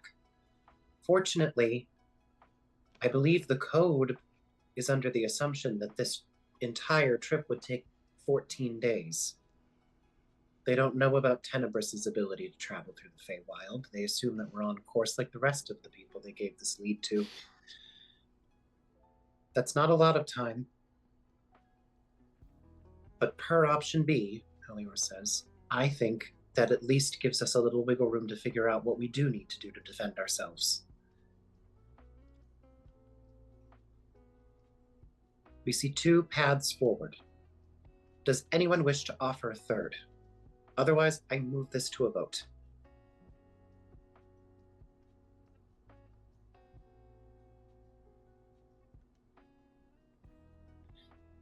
All right. All those in favor of option A, rendezvousing with the Code of Flamboyance, and taking this highly volatile artifact off of our ship, say aye. Aye. Will raise their hand. How many ayes do we have? So we've got Levi, Click, Wrigley, who else? Sud, right? Oh yeah, sorry. Yeah. Sud, and then that's your proposal, Elior. Elior doesn't vote. Okay. So that's Levi, Click, Wrigley, and Sud are for option A.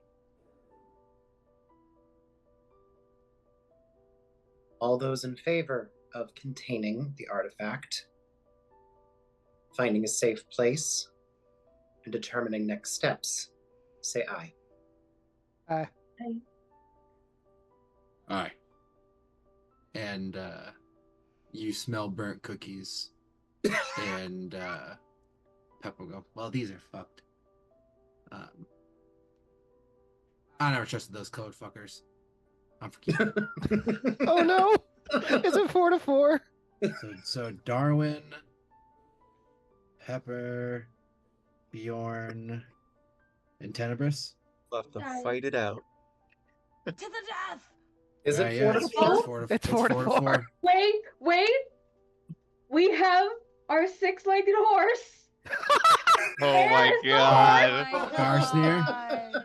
Wait, Wait, what can about the- Actually- Fluffernutter should get a vote. Or the computer. Actually, I have a very good question. Where the fuck has this horse been the entire time we've Oh, been no. Is this in the cargo bay still? freaking out? Is he just like chewing Garsnir on- was steak? in the cargo bay that the alcohol got sent to. Oh no! Oh, Oh no. no, drunk So he's horse. sloshed. Oh He's- no. He's Forget a it. He's horse. not gonna be able to vote. You know what? He's doing great, and we should just let him be. We'll just leave him. Never Yeah, mind. he seems to be having the time of that little horse's life. Big horse, Quinn and- big horse, big horse. Do Quinn and Graham vote in any capacity? Yeah. Quinn will say, I know my opinion isn't particularly important here. I think that there's a great many things you'd be able to do with that. If you've got the right words, then you could certainly make a pretty good deal with the code. And if you think you can trust them, then it's a lot less hassle to sell this off and be on your merry way. But who knows what they're doing? Graham kind of wait and go. On the other hand, we don't know where it came from. We don't know why the code wants it. We don't know what it's capable of. And we don't know who's looking for it. Now, I'm quick. I don't know about y'all, but if we were to keep it, I'd want a pretty significant plan of what we would do. So, In a really big box.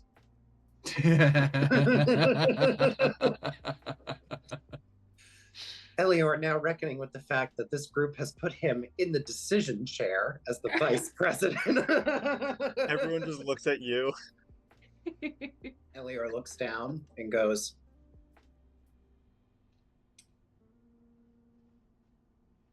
all right, it seems I'm the tiebreaker. Unfortunately, I think we have a middle path through. My vote is for option B. And he looks at Bjorn. But let me explain. We contain it, and we prioritize figuring out what the code wants with it. If we determine that their methods are, that their intents are pure or well enough that it would not be catastrophic to relinquish it to their control, then we beef up our defenses, he looks at Levi, and we arrange a rendezvous.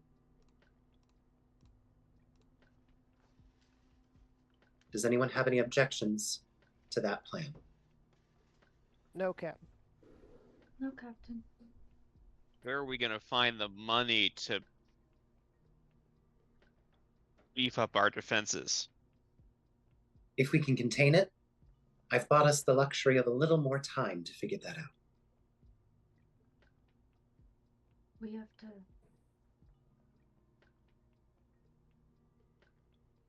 Yes? If we don't go back to port, we could sell the cargo ourselves. To another buyer. Have some money. Enough to boost the defenses and keep us flowing otherwise. I think we can see that keeping it opens up more options, he says to Levi. Is that any reassurance to you? I mean, outside of the fact that we are trying to make sense of something that we don't understand. Got a little bit of knowledge in that. Doesn't make me any less fucking terrified of it, but put me to work and I'll get it done, Captain.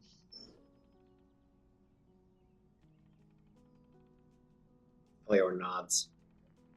Bjorn, Quinn, Click, and Wrigley,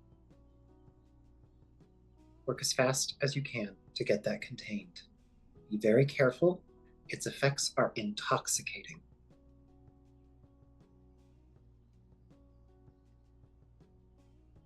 All right. Will we know if we start feeling its effects? It will be We should very... probably have a... The effects won't be subtle, Levi. We should probably have a plan in place in case that happens. Fortunately, it's pleasant and pacifying to start. But I do agree with you. If anyone begins to exhibit any particularly negative side effects, turns to Darwin, we set up a quarantine procedure.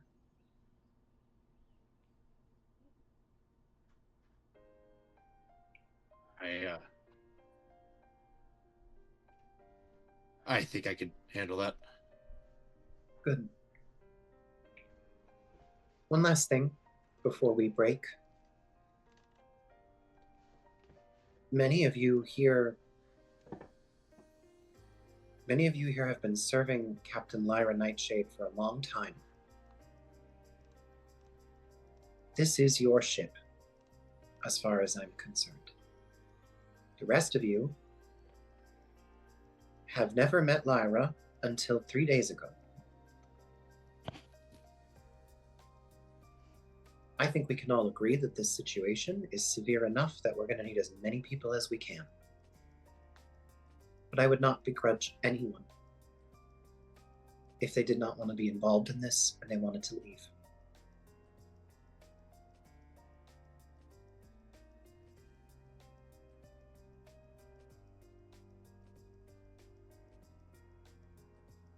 You all have your jobs. Are there shuttles available?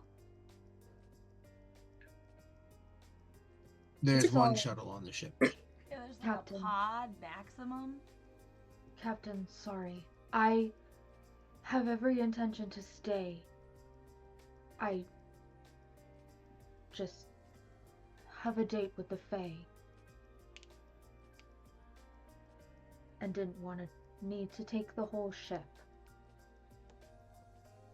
I am planning to stay. Understood. Just, before you go, can you make sure that we have the coordinates and the directions to where we need to head? Oh. I have 3 days. Oh no, sorry. You can choose to do that if Tenebris wants to. The intention was you can't make 3 trips through winter without meeting the Queen of Winter. Not that you I have to thought I see her had- within 3 days. No, I thought I had 3 days. Oh my god. no, you have You've been holding if on to the that since Fae before could do Christmas that? break. Oh my if god. yeah, sorry, I'm so sorry. Yeah, no. If you enter winter for the 3rd time and you do not see the Queen, you will have a very difficult time leaving. Gotcha. None of this conversation happens Retcon! because we can talk about it later. It turns out I have tons of time. So I'm you not you are in welcome to trouble get that out of the now. way now, but it's not. No, it is not imminent. No, if I'm not in trouble yet, we'll wait. Incredible. Sorry. Incredible. All right. Thank you, everyone. Meeting adjourned. Captain, Yes.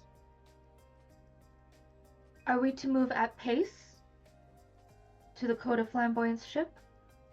Or shall we go leisurely? Given the options that we have, I would appreciate if you could investigate what planets are nearby and let me know. We can work together to figure out our next destination. Of course. Eliar's going to look up at Click if she's still up in the vent and just mouth, sorry, because I think I voted against your idea. Oh, I don't care. Whatever. The code. Oh, the code's a bunch of assholes.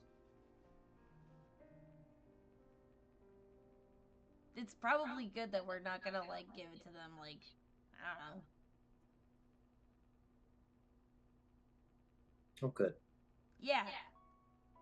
I'm grateful that you'll be able to help with the containment. Yeah, I'm not going anywhere. This is my home, so. Yeah, it's like where. Yeah, I'm not going anywhere. Captain Nightshade always said you were the best there was. One time, I fixed an entire broken engine with a rubber band. I That believe was it. probably the best day ever. Elior will say as he's walking out of the room, once we're out of the woods, I want to hear about it. Okay. I'm gonna go do some upgrade something. And Elior is going to go to the algae room. Find some space between the tanks, slide down against the wall, and shut his eyes for a second. Tenebris is going down to the navigating room and so sort of follows Elior, and then when she sees you go in, goes to and then sees you slide down and sort of just shuts the door a bit and goes into the nav and shuts the door a bit. Elior doesn't even notice that this is happening. That's adorable. Sorry. So I know I want to have a conversation with someone else who's technically on the ship, kind of, who's kind of also me. And then also there's some contacts I want to pass to Elior who can maybe help us think more about this. Do you mind if I do just a quick scene? Pat, this will be improvised. We haven't really talked about how this works. Yeah, love it. Bjorn will just stomp off to his room, close the door, lock the door, flop down in a meditative position, and say, "All right, you fucking chili pepper chicken. I need to talk to you right now."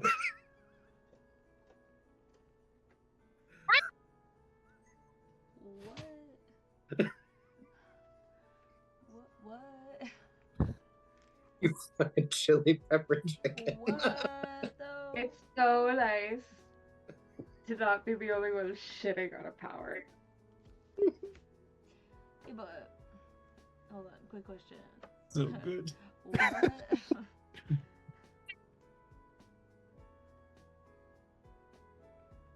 I can't even. It's just too good. Well, see here, sonny boy. Pepper jack chicken. No, that is entirely uncalled for.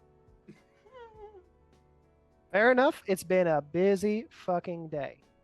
And we don't tend to talk except for those whispers you put in my ear about doing good and burning the evil ones. So I haven't really got to a good tact with you in our 5 years together.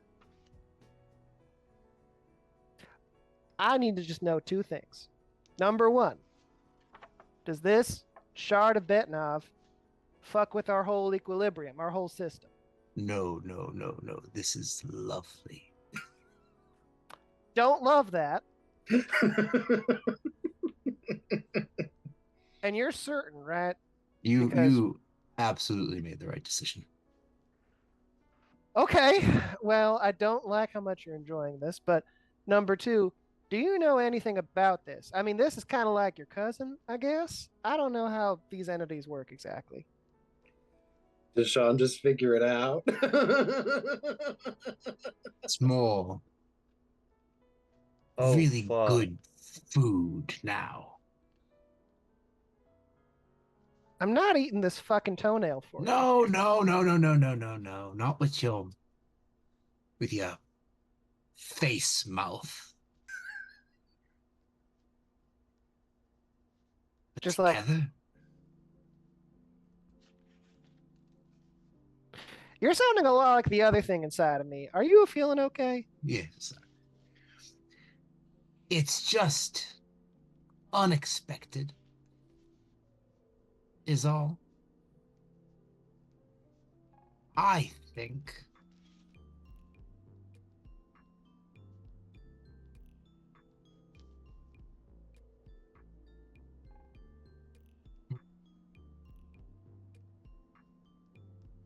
I think you know.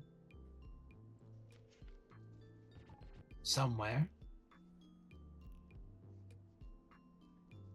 It's difficult to not just take power. Yeah, rub it in, why don't you?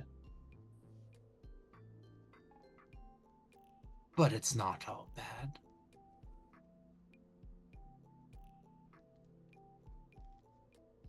Baitnov is mostly dead, so that's not really a concern.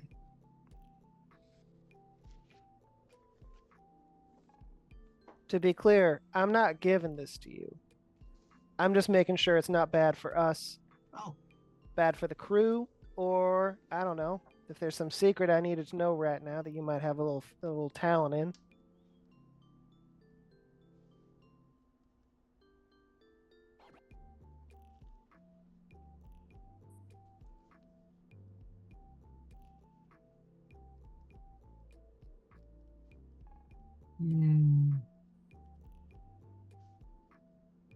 Nothing comes to mind, though I'm positive, though I don't quite know what the effects would be. that it will make a phenomenal drug. You grind that toenail up. I don't know what it does, but that would make perhaps more money than the stone by itself. Duly noted. Also, what the fuck? Okay. I guess that's all I needed to know. So I know you're always up in there, up in the whole shebang. So I know you feel good about me There's- being near this thing. Go ahead. There's a lot of good that can be done. Okay. With this no, power. I believe that. I believe that. And I mean, you know me, I don't. Good is maybe a strong word, but not too fucked up would be a good start. These people seem right-minded. Yeah, I hate that I like them so much too. You're probably in there all smug and preening your fucking fire feathers. Bjorn's doing good. Wow. Whatever. Okay. Last thing before I get out of this meditation, because I gotta take a leak. If the equilibrium is getting fucked up at any point when I'm near this thing, same thing I've told you many times before. If we can't keep this balanced, if it's gonna come out what's deep down inside of here, you pilot me towards an airlock and throw me out. If you can do that. And if not, you got to help me get out of the ship as quickly as possible. I'll certainly ensure the safety of everyone around you. I would ask you do the same, however. I'm intrigued by this power, perhaps a bit much. No, I get it. I'm a fan of a new drug myself. For once in 5 years, it sounds like we're basically in agreement. So that's fucked up in its own way. All right. Well, you know where to find me. You're here the whole fucking time. All right. And Bjorn will close off the link and hop out of meditation.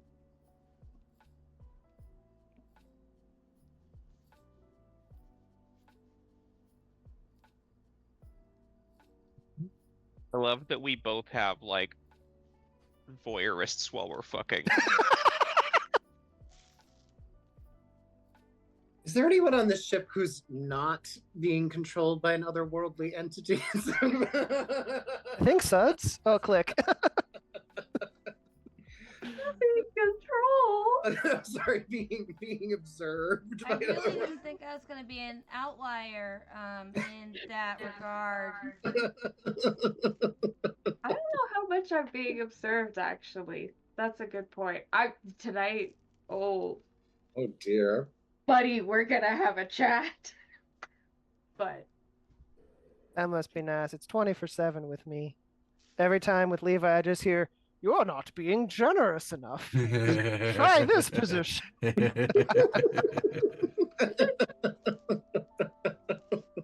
Amazing. Tenebris, if Tenebris could be here, there would just be a list on the list. This fucker gets this, and this fucker gets this, and this. What do I get? Huh? I can go through space. Wow.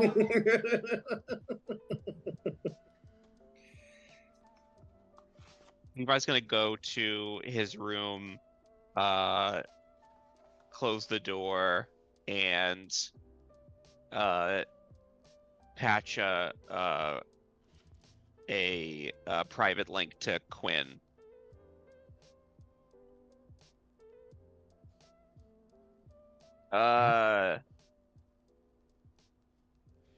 Quinn, is this how this fucking thing works? Yeah. How many shuttles are on this ship? We've got one escape pod. Shuttle. You can fly it. And where's the nearest planet?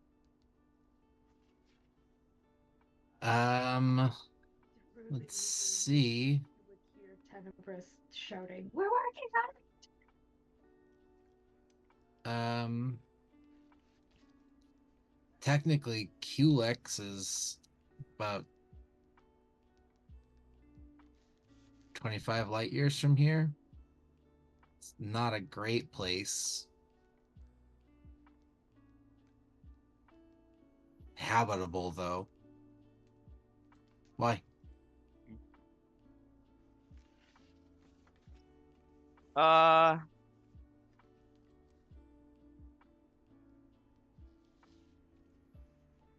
Well, I guess if I can talk to anybody, I can talk to you, I guess. I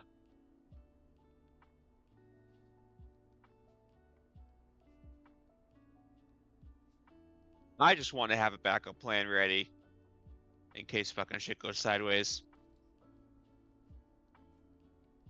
Gotcha. I'm not, these people are great and all, but I'm not about to die yet.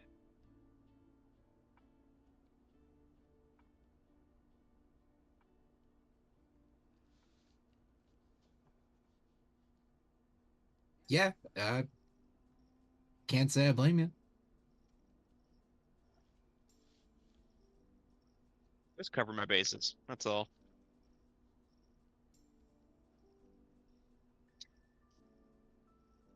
It is the only escape shuttle. So if something else were to happen, well,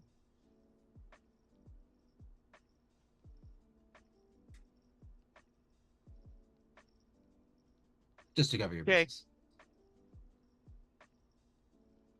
And disconnect. Close chat.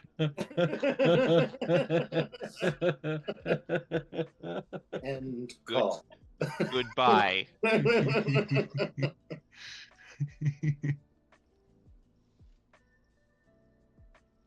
Hey there. So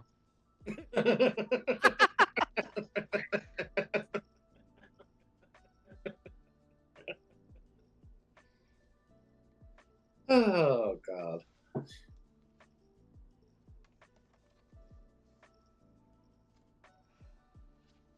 All right.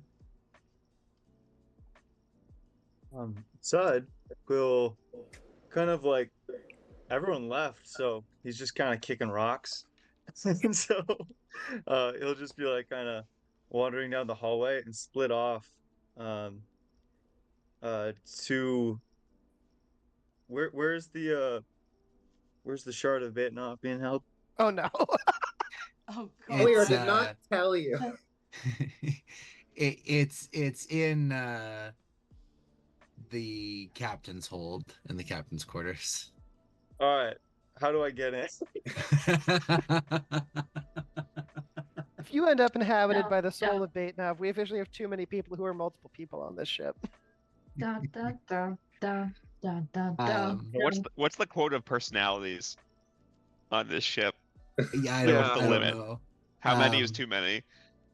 If Sud were to wander towards the captain's quarters, make it inside and to the back to the sealed vault, which I think you closed behind you, I would Elior. have. Elior did.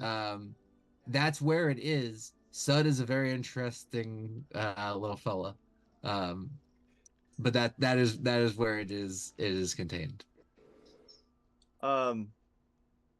Sud will walk up to the vault and just sets kind of a little dust, and he'll sneeze, and then through his little lenses he'll see fingerprints on the walls.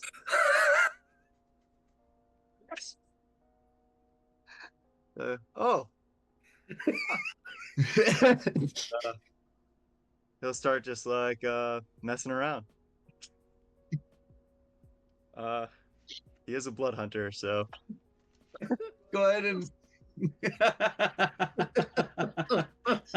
go ahead and roll me Oh my investigation check. God. I love What? This Oh my is the God. second character this week Alright. that I've Blood fallen in love Hunter? with. And I'm like, I have to protect this child with my heart and soul. And you don't fucking need it. Elior is Fey, right? No. No, okay. Eladrin. Okay, I would have So no, got Elior is advantage. half Eladrin, so he is the And a Fey. elven denizens of the Feywild, but they are not Fey. Gotcha. Okay. That would have been crazy. All right, investigation to 14. For no reason in particular. Are you hunting Fae? Yeah, I was gonna say, wait a second. Are you a blood hunter for the Fae? You don't have to answer that. I worry about let me say this. It will take you a little bit,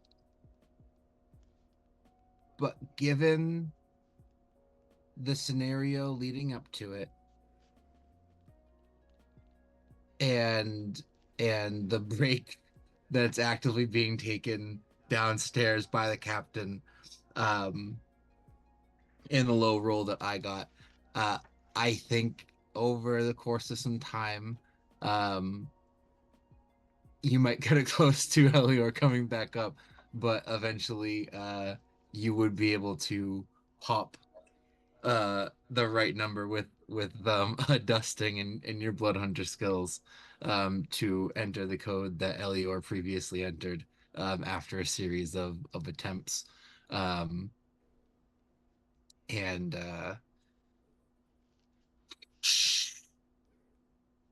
the vault opens up and you see a, call it 500-pound rock just sitting there,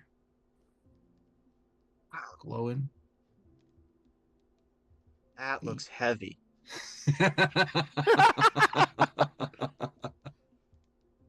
And he'll step a little closer. Does he sense anything? That's my question. Yeah, guess. so the does he smell? Can he smell things? He Is he a stinky boy? He's a stinky boy. does he smell? Well, like as in Like, like stink, or does no, he? can he? Like, I imagine he's got Yeah. sensors, but I don't want to just tell you he does. I would say that. Oh, he's always congested. I would say Right. it's very not. It's not good. Yeah. So the scent does not hit him. Your temperature gauges will rise slightly as you enter this chamber. And there is a very interesting sensation for Sud. As if your processors are enhancing. Things are moving a little faster. The gears are spinning a little smoother. Like a lack of any friction in your mechanisms. There's probably, in this moment, if anything, you do get a slight sense of that cinnamon scent. I would say with how everything starts operating for you here, some of that congestion itself starts to possibly go. Make Okay. no. From here you're good, but it's definitely starting to have effects on you. Okay. Wow. Well, I just wanted to check it out and Sud will sit down with the vault door still open. Oh, Like he'll sit in the doorway. He doesn't even know that he's like doing anything dangerous per se. but it's been a while since I've seen something like you before. And you weren't very nice last time. But I'll give you a second chance. What? But I'll be watching. You silly little goose. And then he'll get up and he'll walk and he'll shut the vault door and he'll head off.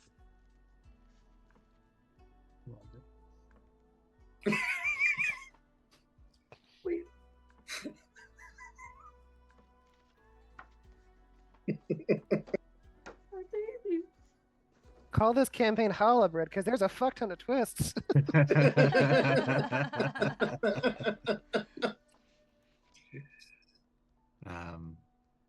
Is anyone else doing anything in particular on this day? All right. As the day begins to wind down, Pepper prepares some dinner. The shock of the morning still fresh, and the addition of new news tough to really work through.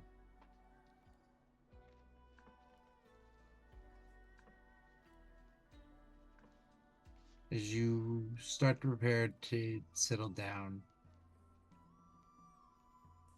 Elio Wrigley will head over to you after eating. Say, Captain. Elior has now taken out his scarf, which is like triple in size since the last time anyone saw this.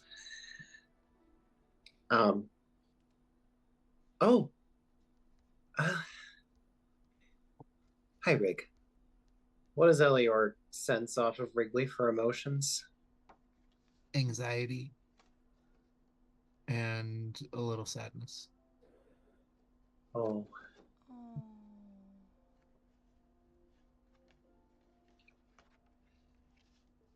I can leave you be.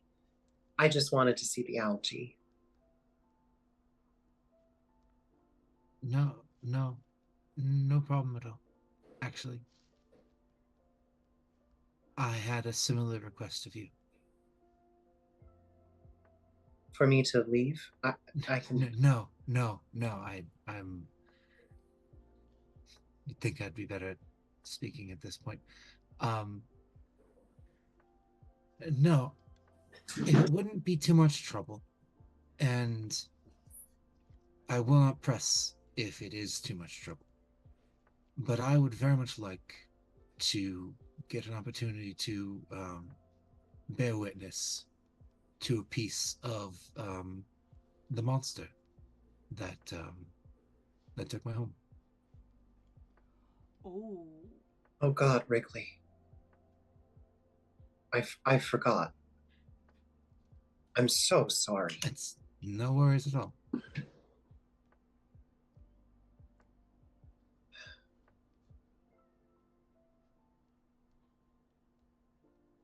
It is the least I could do. Is there anything I can do to help? Do you want to be alone? No. If you wouldn't mind just letting me look at it.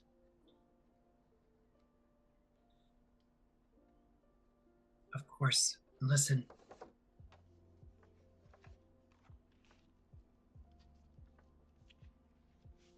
I was rushed. I made plans. If at any point it is too much for you to be on the same ship as this thing, you would tell me, right?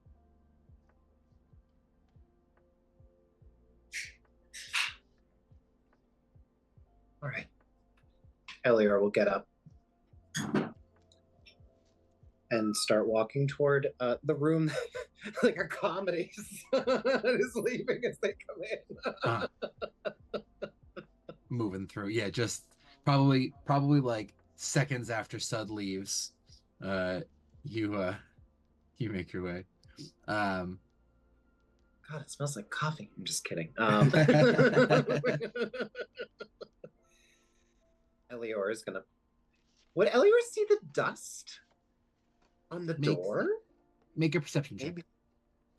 Oh. Well, I'm not as good at those. That's a 7. Yeah, probably not anything. Okay. You're not acquainted enough with the office yet, I think. Okay. Elior will walk in and walk over to the door and say, "You ready?" Yes. Clicks the buttons and opens the door.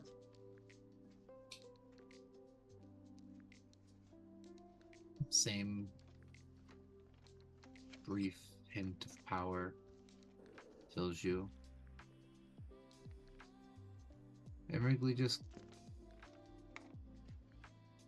kind of stares at it for a bit.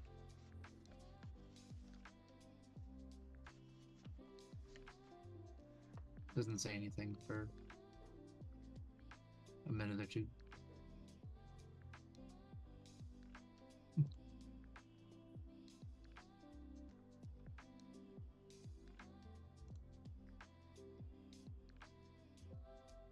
Thank you, Captain. Does Elior feel or sense any of his feelings? Yeah, you get a range. They've seemed sad since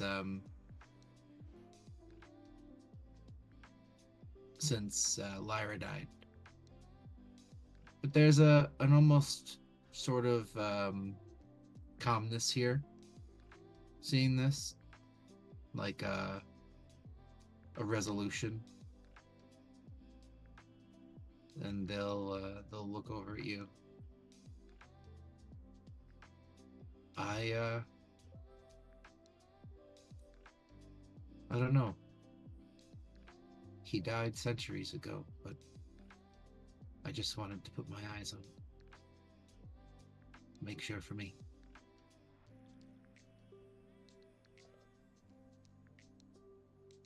Alright. I should get to bed. Thank you, Captain. Elior will shut the door.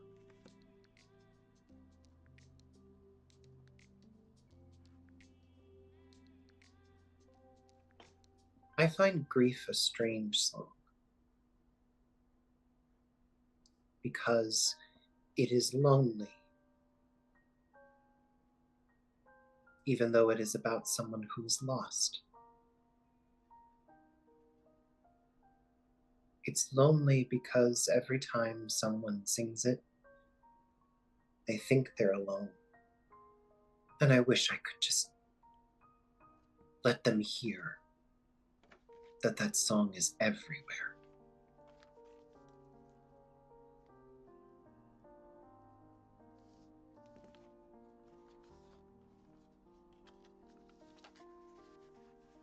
But trust me when I tell you, friend, it's the loudest song in the whole universe. So loud it's almost quiet.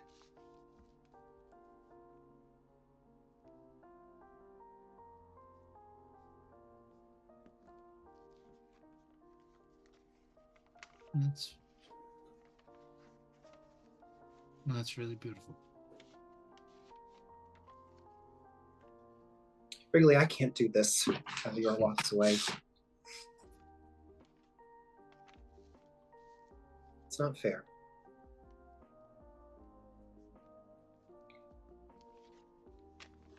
I had never left my home until 3 days ago. When Lyra asked me to be first mate, I thought to myself, that'll be fun.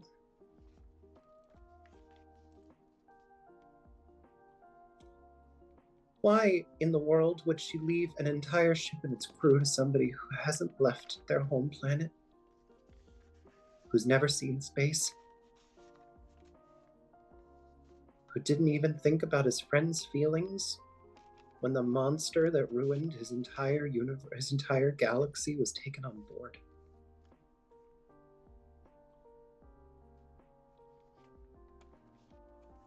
As soon as we get to safety, I'm gonna petition a ship to go back to Port Titan.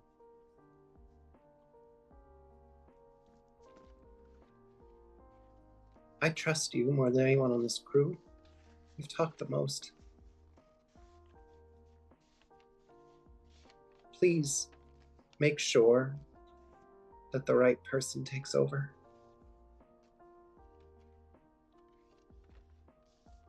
Elio, I do believe the right person did take over. But I understand you feeling a great bit of responsibility. And it's very easy with our recent happenings to remember that people's lives are on the balance. But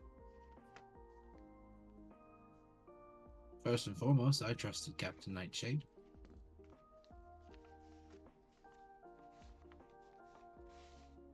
I trusted she knew what she was doing. Secondly, Quinn did say that it would come to a vote, if not agreed, which is completely fair. If it's not something you feel you're up to, no one's going to force you to do it. But you'd have my vote.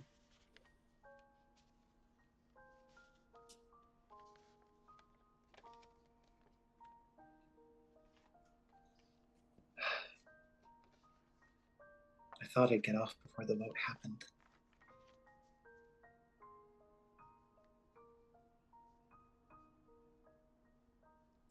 Okay. I owe it to her to at least get you all to safety.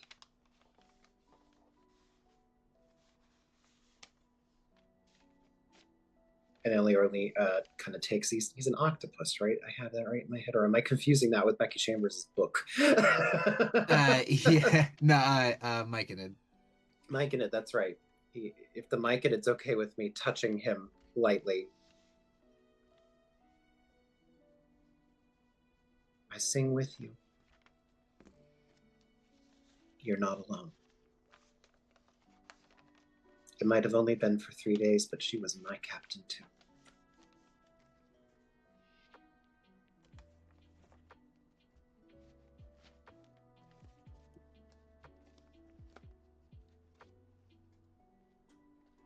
Have a good night, Captain.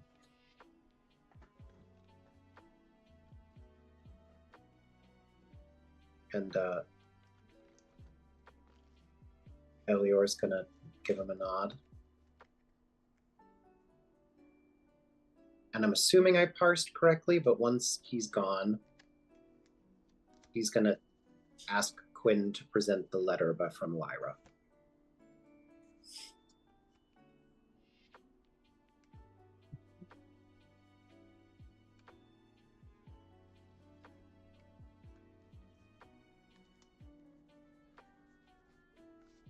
You get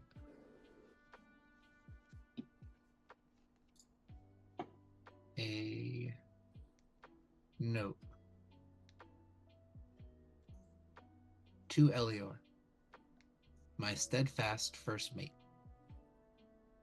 If you're reading this, it means something's gone wrong. I hope I'm worrying over nothing, but I've learned to trust my instincts. They've steered me true more often than not. Before we stepped onto this path, I had a strange feeling, like the roots beneath me were shifting. Maybe it's just the weight of the unknown, or maybe it's something more. Either way, I want to leave these words for you, just in case. You know what the Ethereal Ark means to me. She's not just a ship. She's my heart, my home, and my history. I grew her from a seedling, coaxed her into roots into the stars, and tended to her as if she were a part of me. Because she is. And now, Elior, I need you to care for her the way I always have. I know you've never left the soil of our world before now, and I can only imagine how vast and alien the cosmos feels to you. But I've seen how quickly you've adapted, how you've taken each challenge in stride. You're braver than you realize, and stronger than you give yourself credit for. The Ethereal Ark will guide you if you let her. She's alive in ways you'll come to understand with time, and she'll respond to your care Listen to her creaks and hums. Trust the way she moves, and she'll see you through, and the crew through any storm.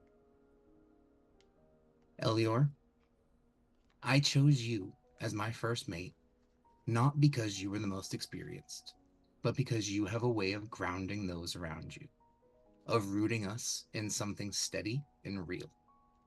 The stars can be cold and empty, but with you aboard, the ethereal ark will always feel like home. If I'm not here to see this mission through, know that it was an honor to sail these skies with you.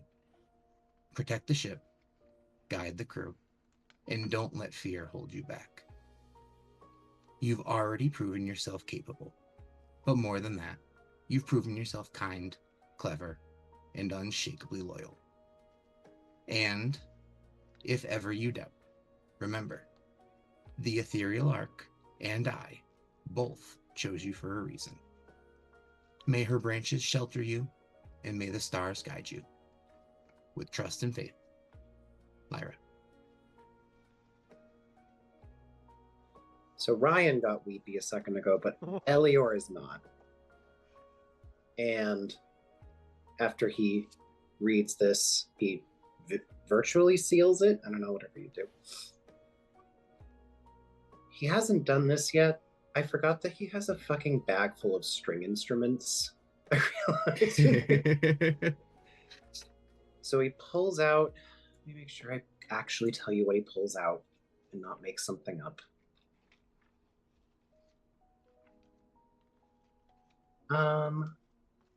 Pulls out a lute. And he makes sure the door is closed. And he slumps down against, I always imagine there's a breakfast bar in Lyra's room where the brown used to be. Obviously. And he slides down the side.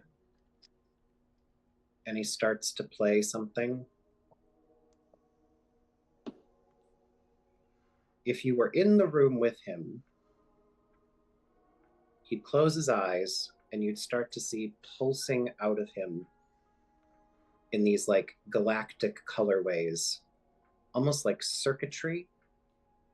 The threads of the weave begin to become more visible. And you wouldn't really hear a song.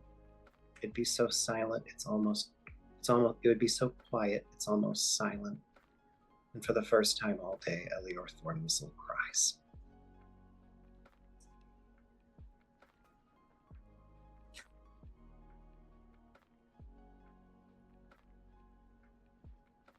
As the song echoes, though muffled through the halls of the tree, and you begin your evening watch. That's where we'll end the section for tonight. Oh, on that, please go ahead. Yeah, just one small anecdote for Take us away. Sud. It just pairs so well with your story. So I just thought Sud finds his way back to his little broom closet, which he has now turned into his home, right next door to Bjorn's. And in the dark, dusty closet, he pulls out a small vial of this like glowing blue, and inside is a tiny cryoed bean. And his voice kind of clicks, and it's almost as if like a recording plays, and it says, "If it weren't for second chances, we'd all be alone." And that would be it. Oh. Oh. Ethan, I need to talk to my patron next session because Hope the ending didn't get self-indulgent there, guys. I didn't expect it to be that. You're fine. it was wonderful. Yeah, I know last session. I know last session we were talking about how much we loved, but like, fuck, man. This might be this session probably gonna be like in my top 5. At least top 5.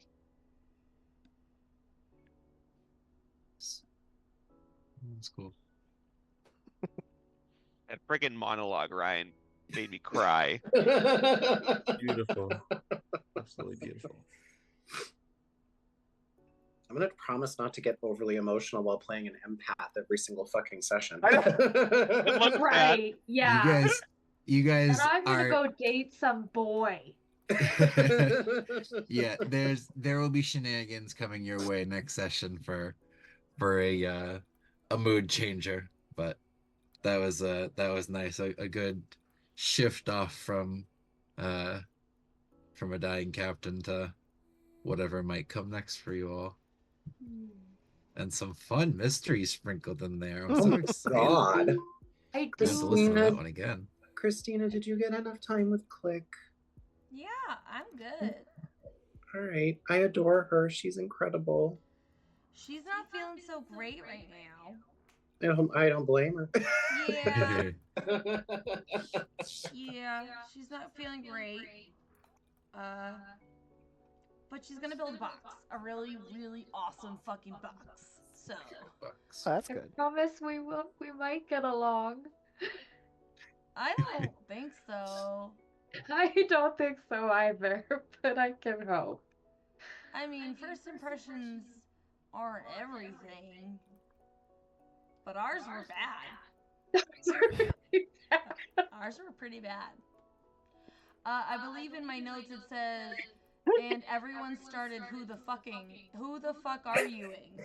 I wanted to go on record that Bjorn was just like, all right, something else weird. Yeah. This works. Sean, actually, I do have a question. Are you hunting Fae?